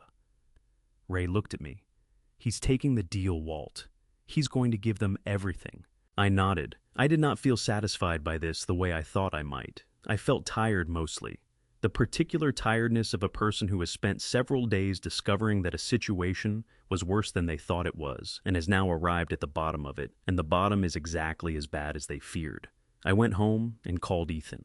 He came over that evening and sat at my kitchen table, in the same chair he had sat in, as a boy doing homework while Margaret cooked dinner. He looked smaller than usual. Not physically, he was still the same size he had always been, but in some other way, as if the last several days had taken something out of him that had not yet grown back. I sat across from him and asked the question I had been carrying since Saturday night. Did you know, Ethan, any part of it? Did you know what she was planning to do? Ethan put both hands on the table and looked at them. His knuckles were white and his jaw was working the way it did when he was trying to hold something together that wanted very badly to come apart. Then he looked up at me, and his eyes were red at the rims, and he said the thing I had both needed and dreaded to hear. I knew she was going to do something, he said. His voice cracked straight down the middle, the way it had cracked when he called Sophie's name across the community center. She told me she had a plan to put pressure on you, to make you feel like you needed to move faster on the transition. I told myself I didn't need to know the details because the details weren't my business. He stopped, started again. That was a lie I told myself, Dad. I knew it was a lie when I told it. I was scared. She had been telling me for months that you were going to cut me out, and I believed her, and I was scared, and I let that be enough of a reason to stop asking questions. His voice broke completely on the last word, and he pressed both hands over his mouth, and his shoulders shook, and the kitchen was very quiet around us. I did not reach across the table, not yet. I was not ready for that yet, and I thought that pretending to be ready would be worse than honest.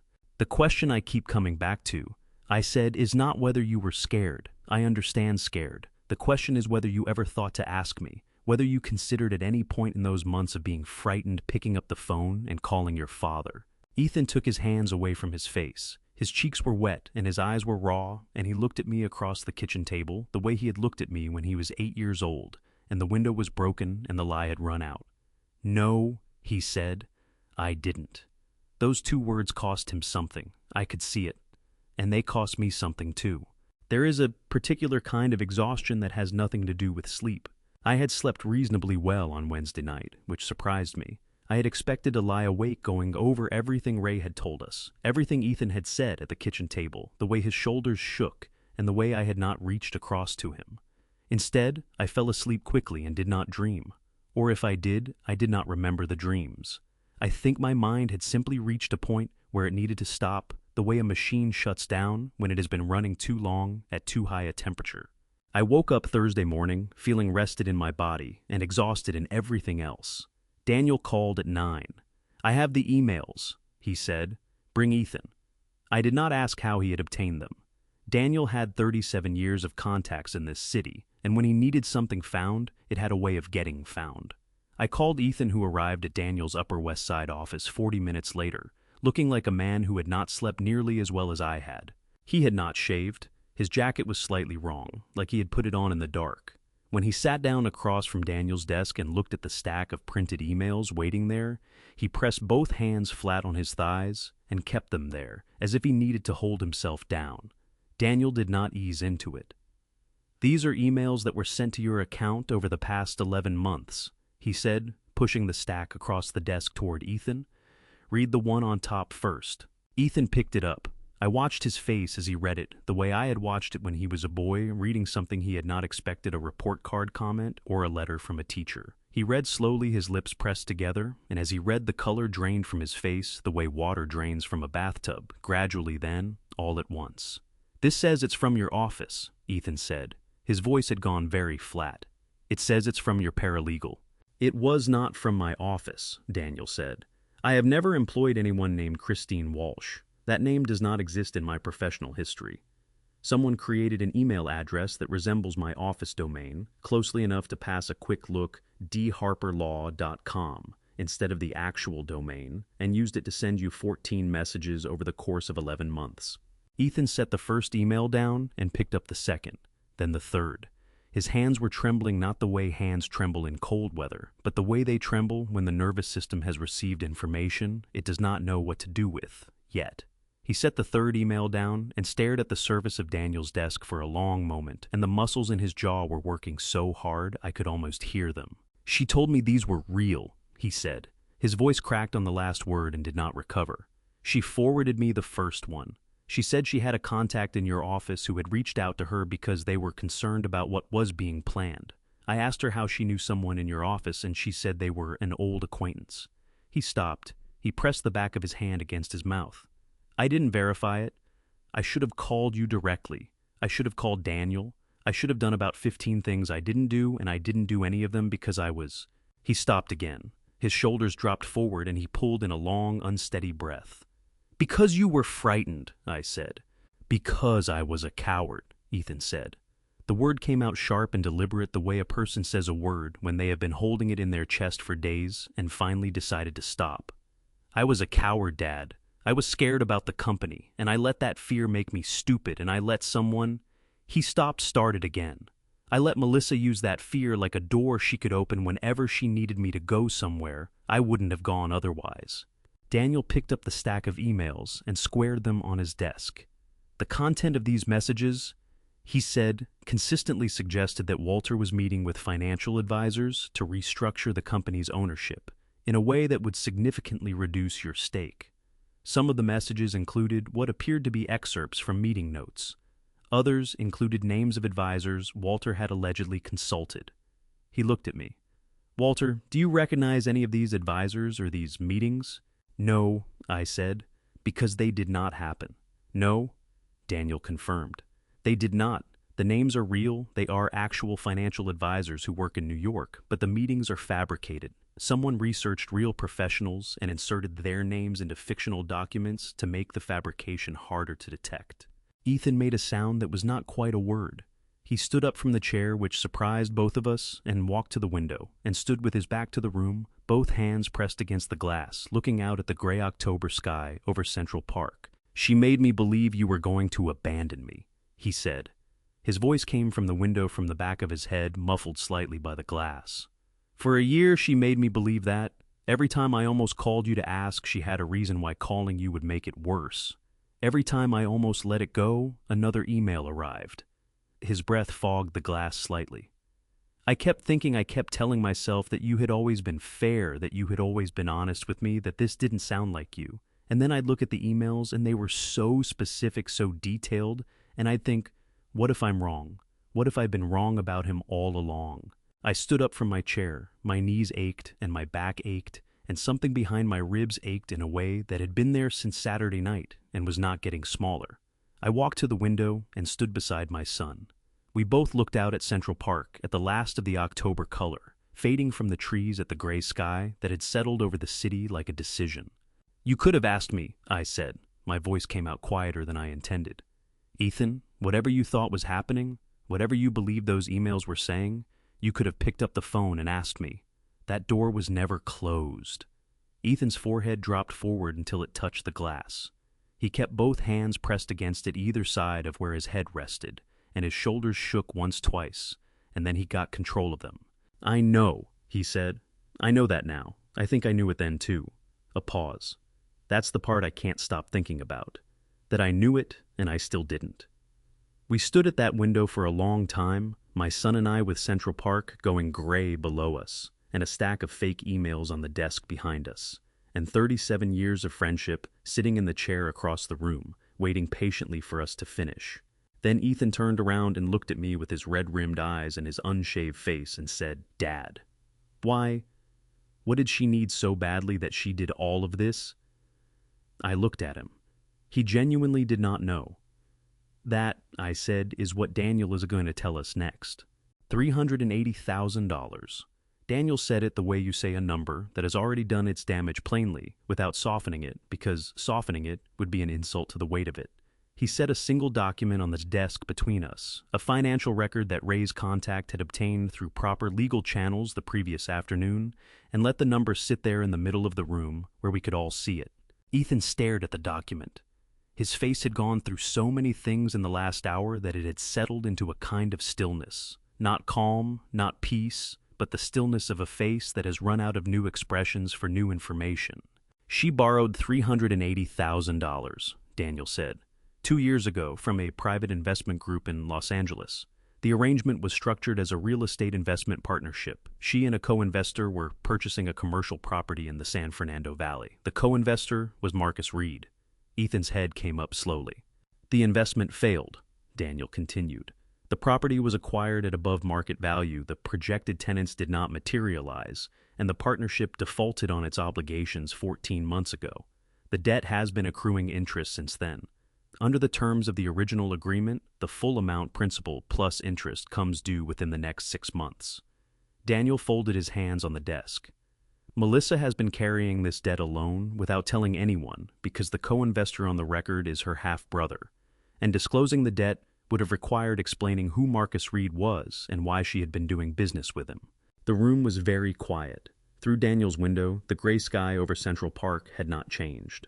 The world outside continued at its usual pace, indifferent. Ethan pressed both hands flat on the arms of his chair, pressing down hard as if he were trying to push himself through the floor.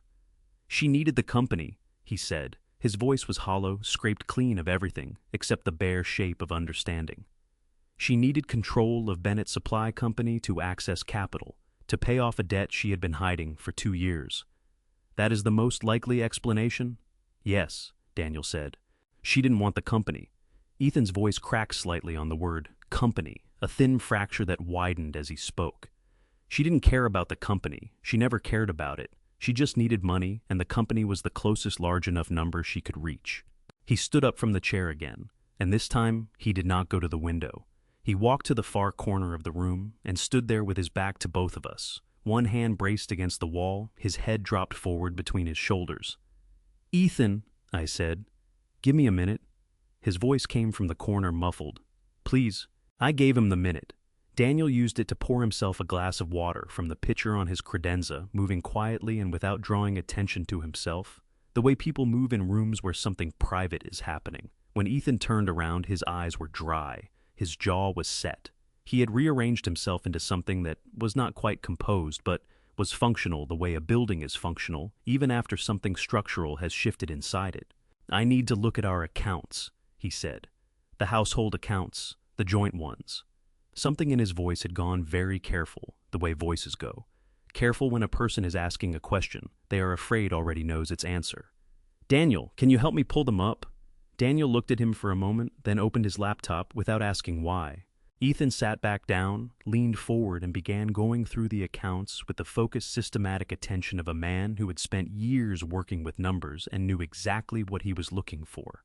I watched him scan through transaction histories, his eyes moving quickly, his finger scrolling. He pulled up one account, then another, then stopped. His fingers stopped moving. The color that had come back into his face during his minute in the corner left it again all at once cleanly.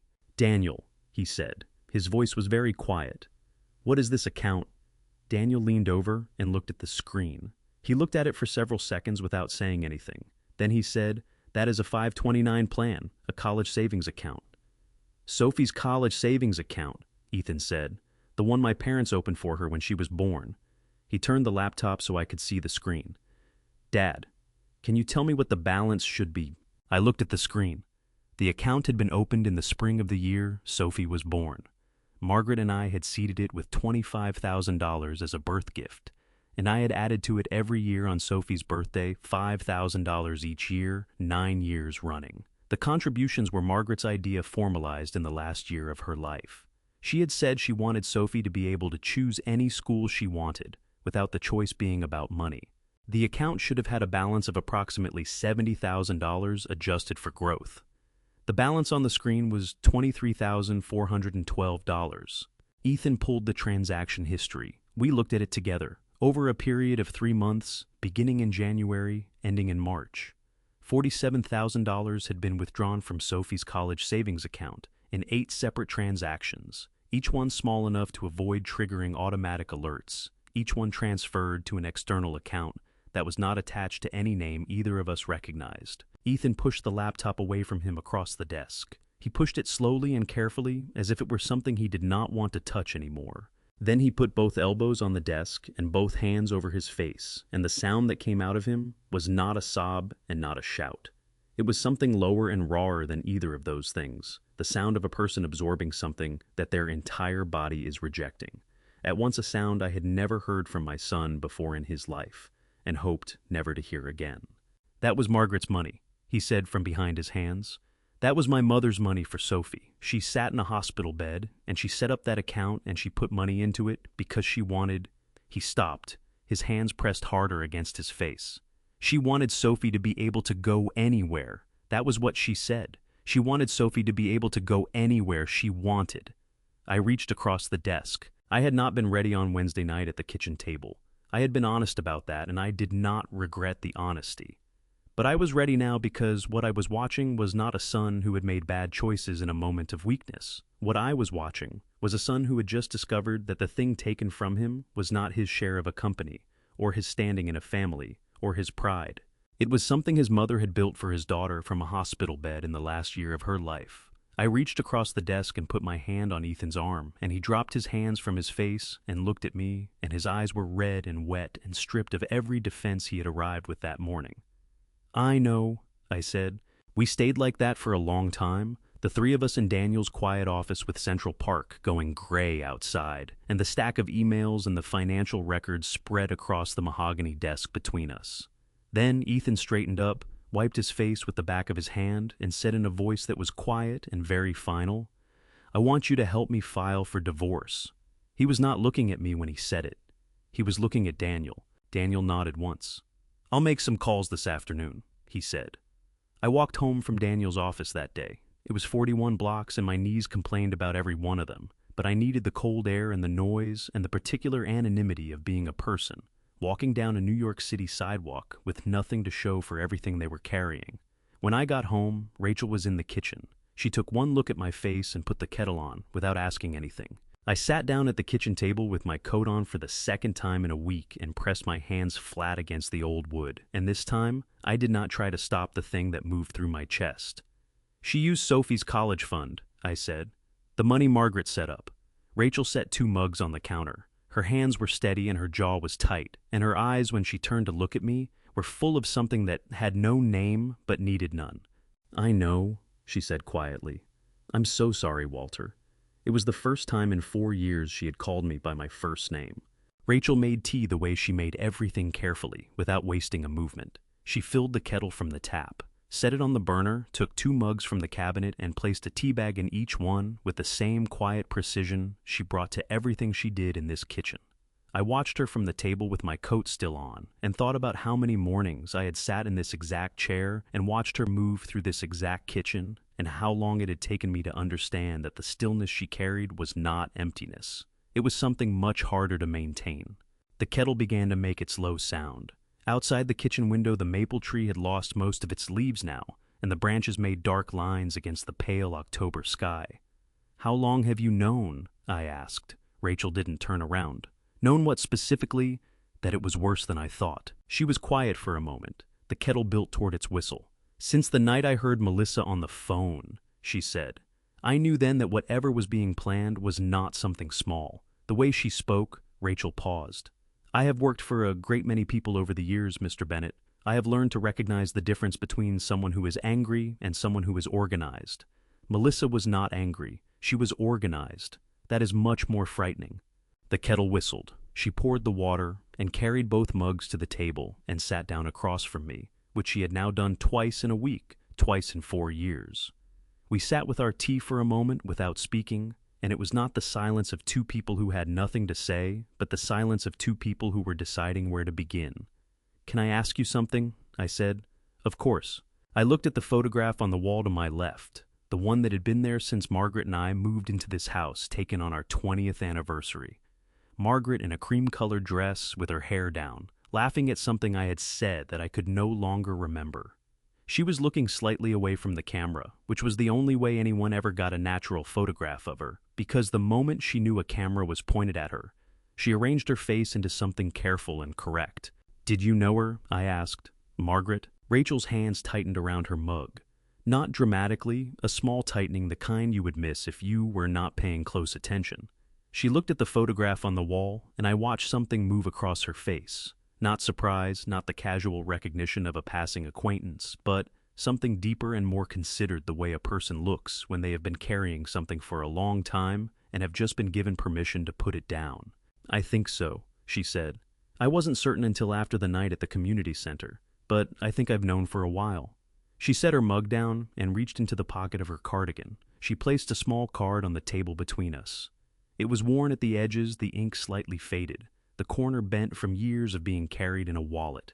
2 letters and a last name, written in handwriting I would have recognized anywhere. Monsieur Bennett. My throat closed.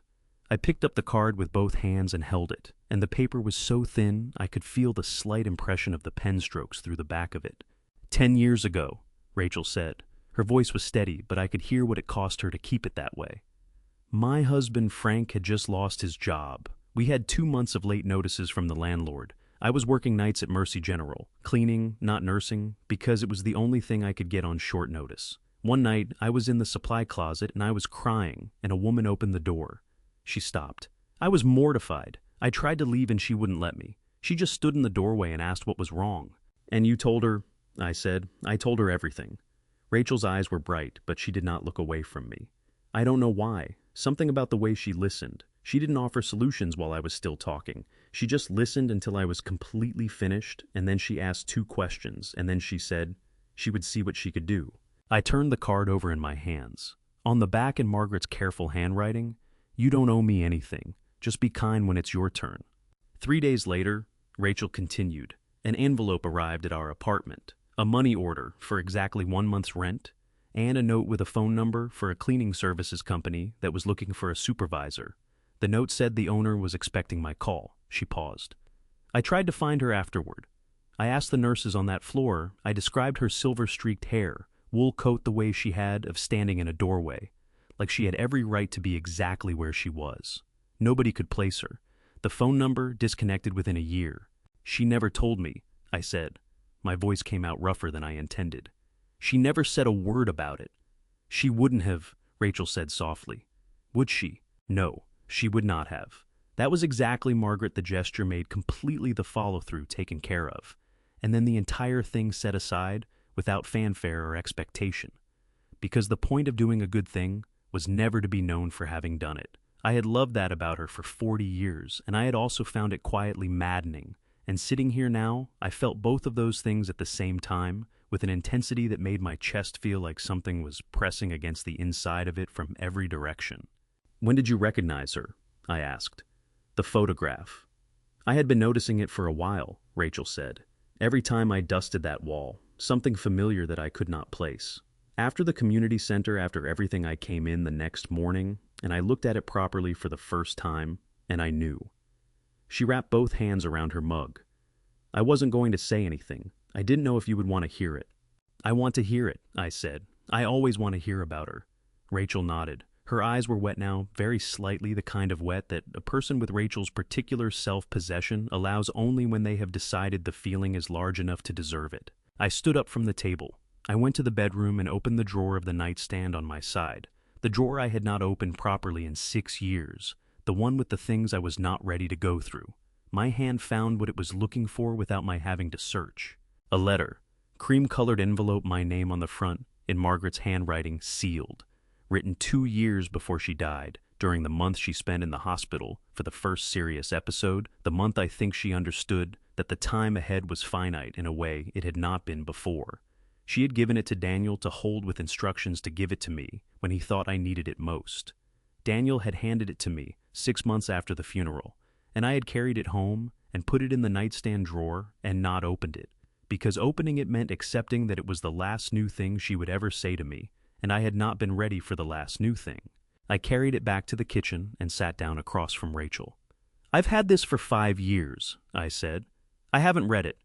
Rachel looked at the envelope. She did not say anything, which was exactly right. I opened it. Margaret's handwriting was the same as it always was, neat, slightly right-leaning. The letters connected in a way that suggested a person who thought in continuous lines rather than separate points. I read it slowly, the way you read something You know you will only read for the first time once. Most of it was private, most of it was between her and me, and will stay that way. But there was one paragraph I read aloud because it belonged to more than just me. If Ethan ever frightens you, I read, find out who made him afraid first. A person who is frightened does frightening things. That doesn't make the frightening things acceptable, but it tells you where to start. And Walter, don't let your love for him become the reason he never has to face what he's done. The kindest thing you can do for someone who has made a mistake is to make sure they understand what the mistake cost, not to punish them, to give them the chance to actually know. I folded the letter. My hands were not entirely steady, and I did not try to make them be. Rachel reached across the table and placed her hand over mine. Not holding my hand, just placing her hand over it, the way you place a hand on something that needs steadying. We stayed like that for a moment, the tea going cold between us and the maple tree bare outside the window, and the letter from Margaret folded in my hands. She always knew, didn't she? I said. It was not really a question. I think, Rachel said carefully, that she knew the things that mattered, and she trusted you to figure out the rest. I looked down at the envelope in my hands, my name in her handwriting, the last new thing. She was right about Ethan, I said. About where to start. Yes, Rachel said. And she was right that it wasn't enough. Yes, Rachel said again. She usually was. Outside, the October wind moved through the bare branches of the maple tree, and the kitchen was warm, and the tea was cold, and I sat across from the woman my wife had quietly helped 10 years ago, without telling anyone, and I thought about all the threads that connect people to each other, without their knowledge, the kindnesses that travel forward in time, the debts that are paid by strangers to strangers, the way a good person's reach extends further than they ever know. Margaret had stood in a supply closet doorway 10 years ago and refused to let a frightened woman walk away without help. And that frightened woman had stood in a community center hallway 2 weeks ago and refused to let an old man walk out a door that was waiting to hurt him. Just be kind when it's your turn. I pressed my hand against the letter one more time. Then I looked up at Rachel. Thank you, I said, for all of it. Rachel picked up her mug, realized the tea was cold, and stood to put the kettle on again. The tea got cold, she said. Let me make fresh. People talk about justice as if it arrives the way storms arrive, loud, unmistakable, with clear before and after. In my experience, justice arrives the way seasons arrive. You look up one day and realize the temperature has changed, and you cannot point to the exact moment it changed, only to the fact that it has. The weeks that followed the gala were like that. Ray called me on a Friday morning, 3 weeks after the community center, to tell me that the Manhattan District Attorney's Office had formally accepted Marcus Reed's cooperation agreement. In exchange for his full testimony regarding Melissa's role in planning and directing the operation, the DA would recommend a significantly reduced sentence, likely 18 months, possibly less, with the remainder suspended, provided Marcus had no further legal incidents. The 2 men who had been in the parking lot were facing separate charges. Their cases were moving through the system, the way cases move through the New York system, which is to say slowly and with a great deal of paperwork. Melissa had retained an attorney within 48 hours of Marcus's arrest. Her attorney was good. Ray told me this without editorializing, because Ray was honest about things like that, and the early indications were that she intended to fight the conspiracy charge while negotiating on the financial ones. The grand larceny charge related to Sophie's college fund was, in Ray's words, the one she was going to have the hardest time explaining, because the transaction records were unambiguous and the account was in Sophie's name. She'll argue the money was a loan to herself, Ray said, that she intended to repay it. Can that argument work? I asked. Ray was quiet for a moment. With a good attorney and a sympathetic jury, sometimes. But the pattern of transactions, 8 separate withdrawals designed to stay below the automatic alert threshold, makes it look deliberate, premeditated. Juries don't like that word. I thanked him and hung up and sat with my coffee for a long time. The decision about Ethan took longer than any of the legal matters. I thought about it for 2 weeks. I thought about it on the 14-block walk to the coffee shop where I had met Tommy, and on the drive to Daniel's office, and in the kitchen at 6 in the morning with my 1 mug of coffee.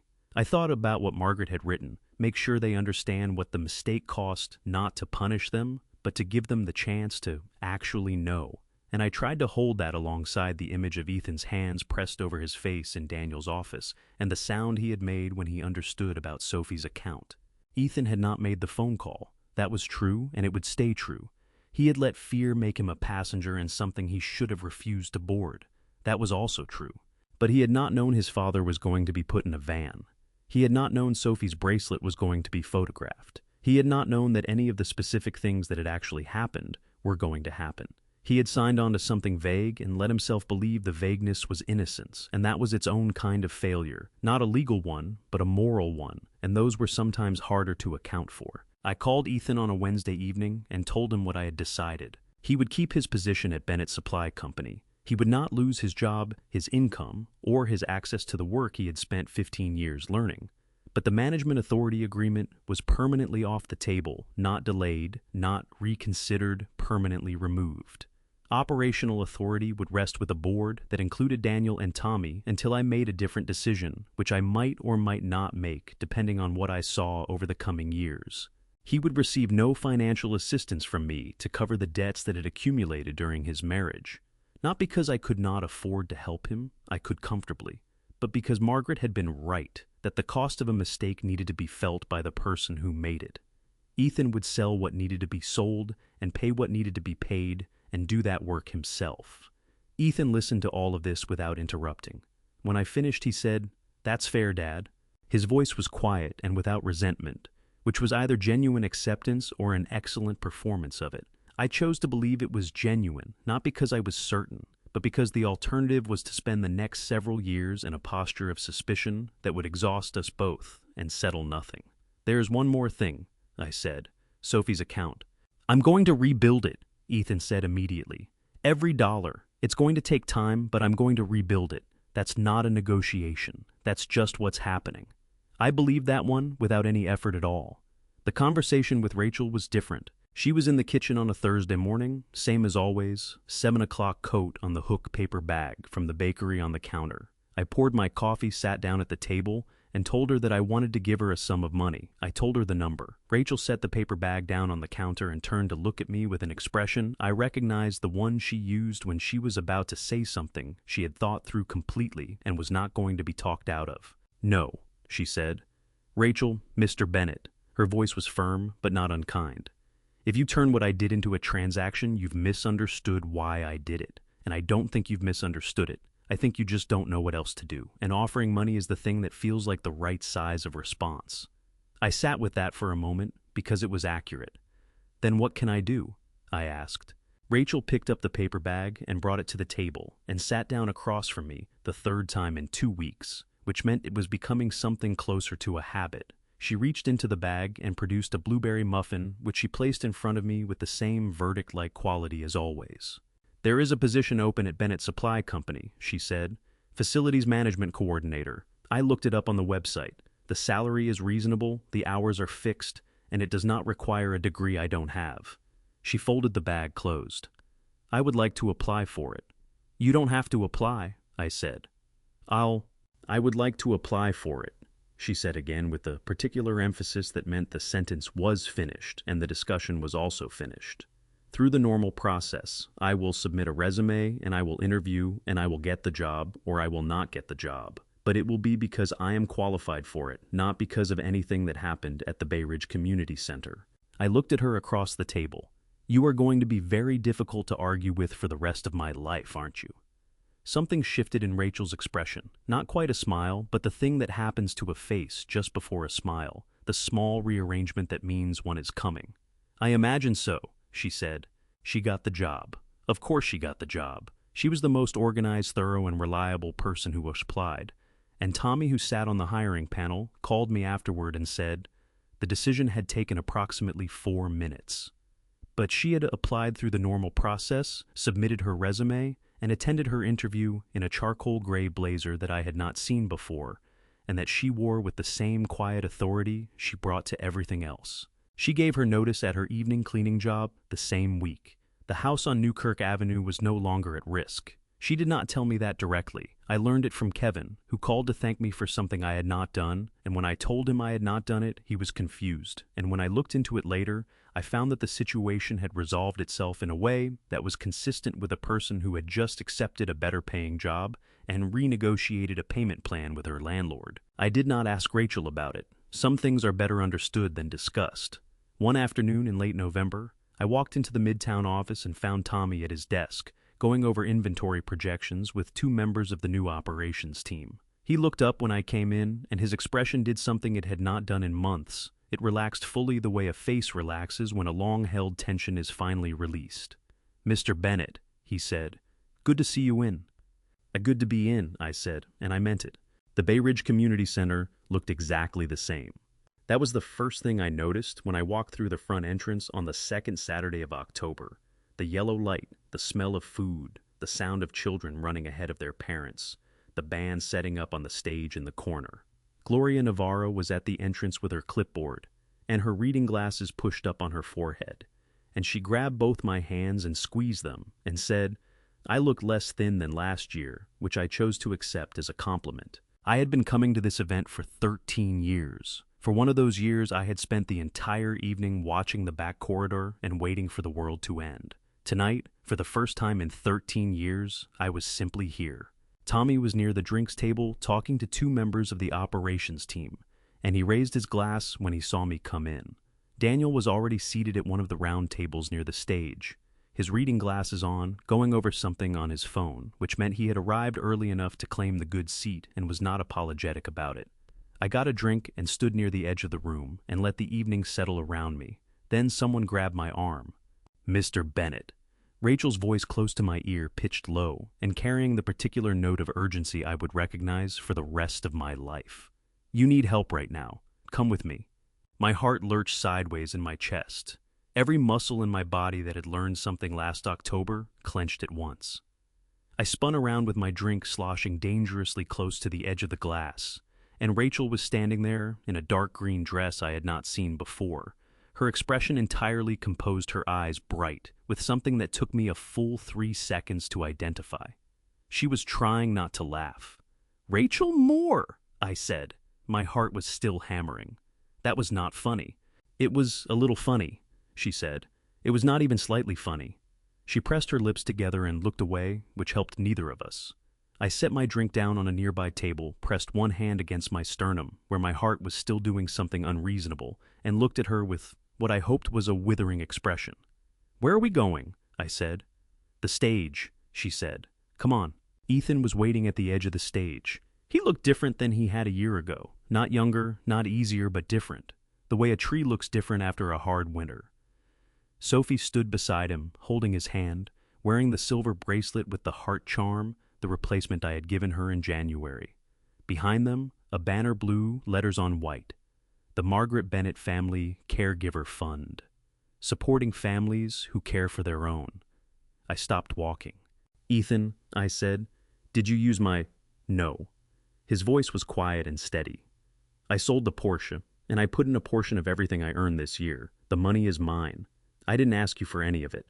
Sophie tugged my sleeve. "Grandpa 11 family's already signed up. Daddy says that's a good start." "That's a very good start," I said. He did not say "I'm sorry" again. He had said it fully, and repeating it would have made it smaller. Instead, he said, "She would have liked this. Don't you think?" "Yes," I said. "She would have thought of it herself eventually." Ethan almost smiled. "She probably already had."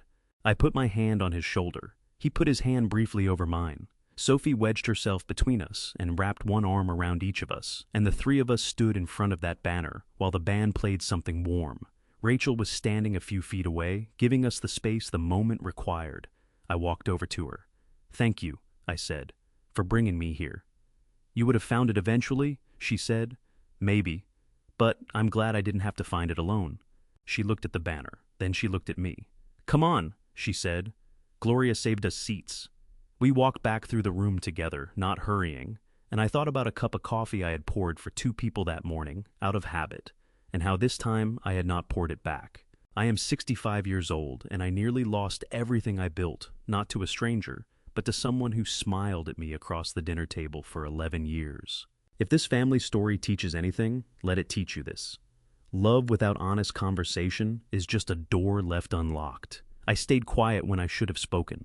I assumed silence meant peace. Don't do what I did. I believe God places certain people in our path at exactly the right moment. A kindness my wife gave to a stranger 10 years ago came back and saved my life. That is not coincidence. That is grace. No title, no company, no amount of money protects you from family betrayal. Only honest people do. Family betrayal rarely announces itself. It builds quietly in small silences over many months. And if someone in your life is standing quietly in the corner, doing good without asking for recognition, look again. They may be the most important person in the room. If this family story moved, you drop a comment below. I read every single one. Share this with someone who needs to hear it today and subscribe to never miss a family story like this one. Your support means more than you know. Thank you for staying with me until the very end. Some stories on this channel include fictional elements crafted for reflection and storytelling. If this is not the content for you, we respect that completely. Go find what speaks to your heart.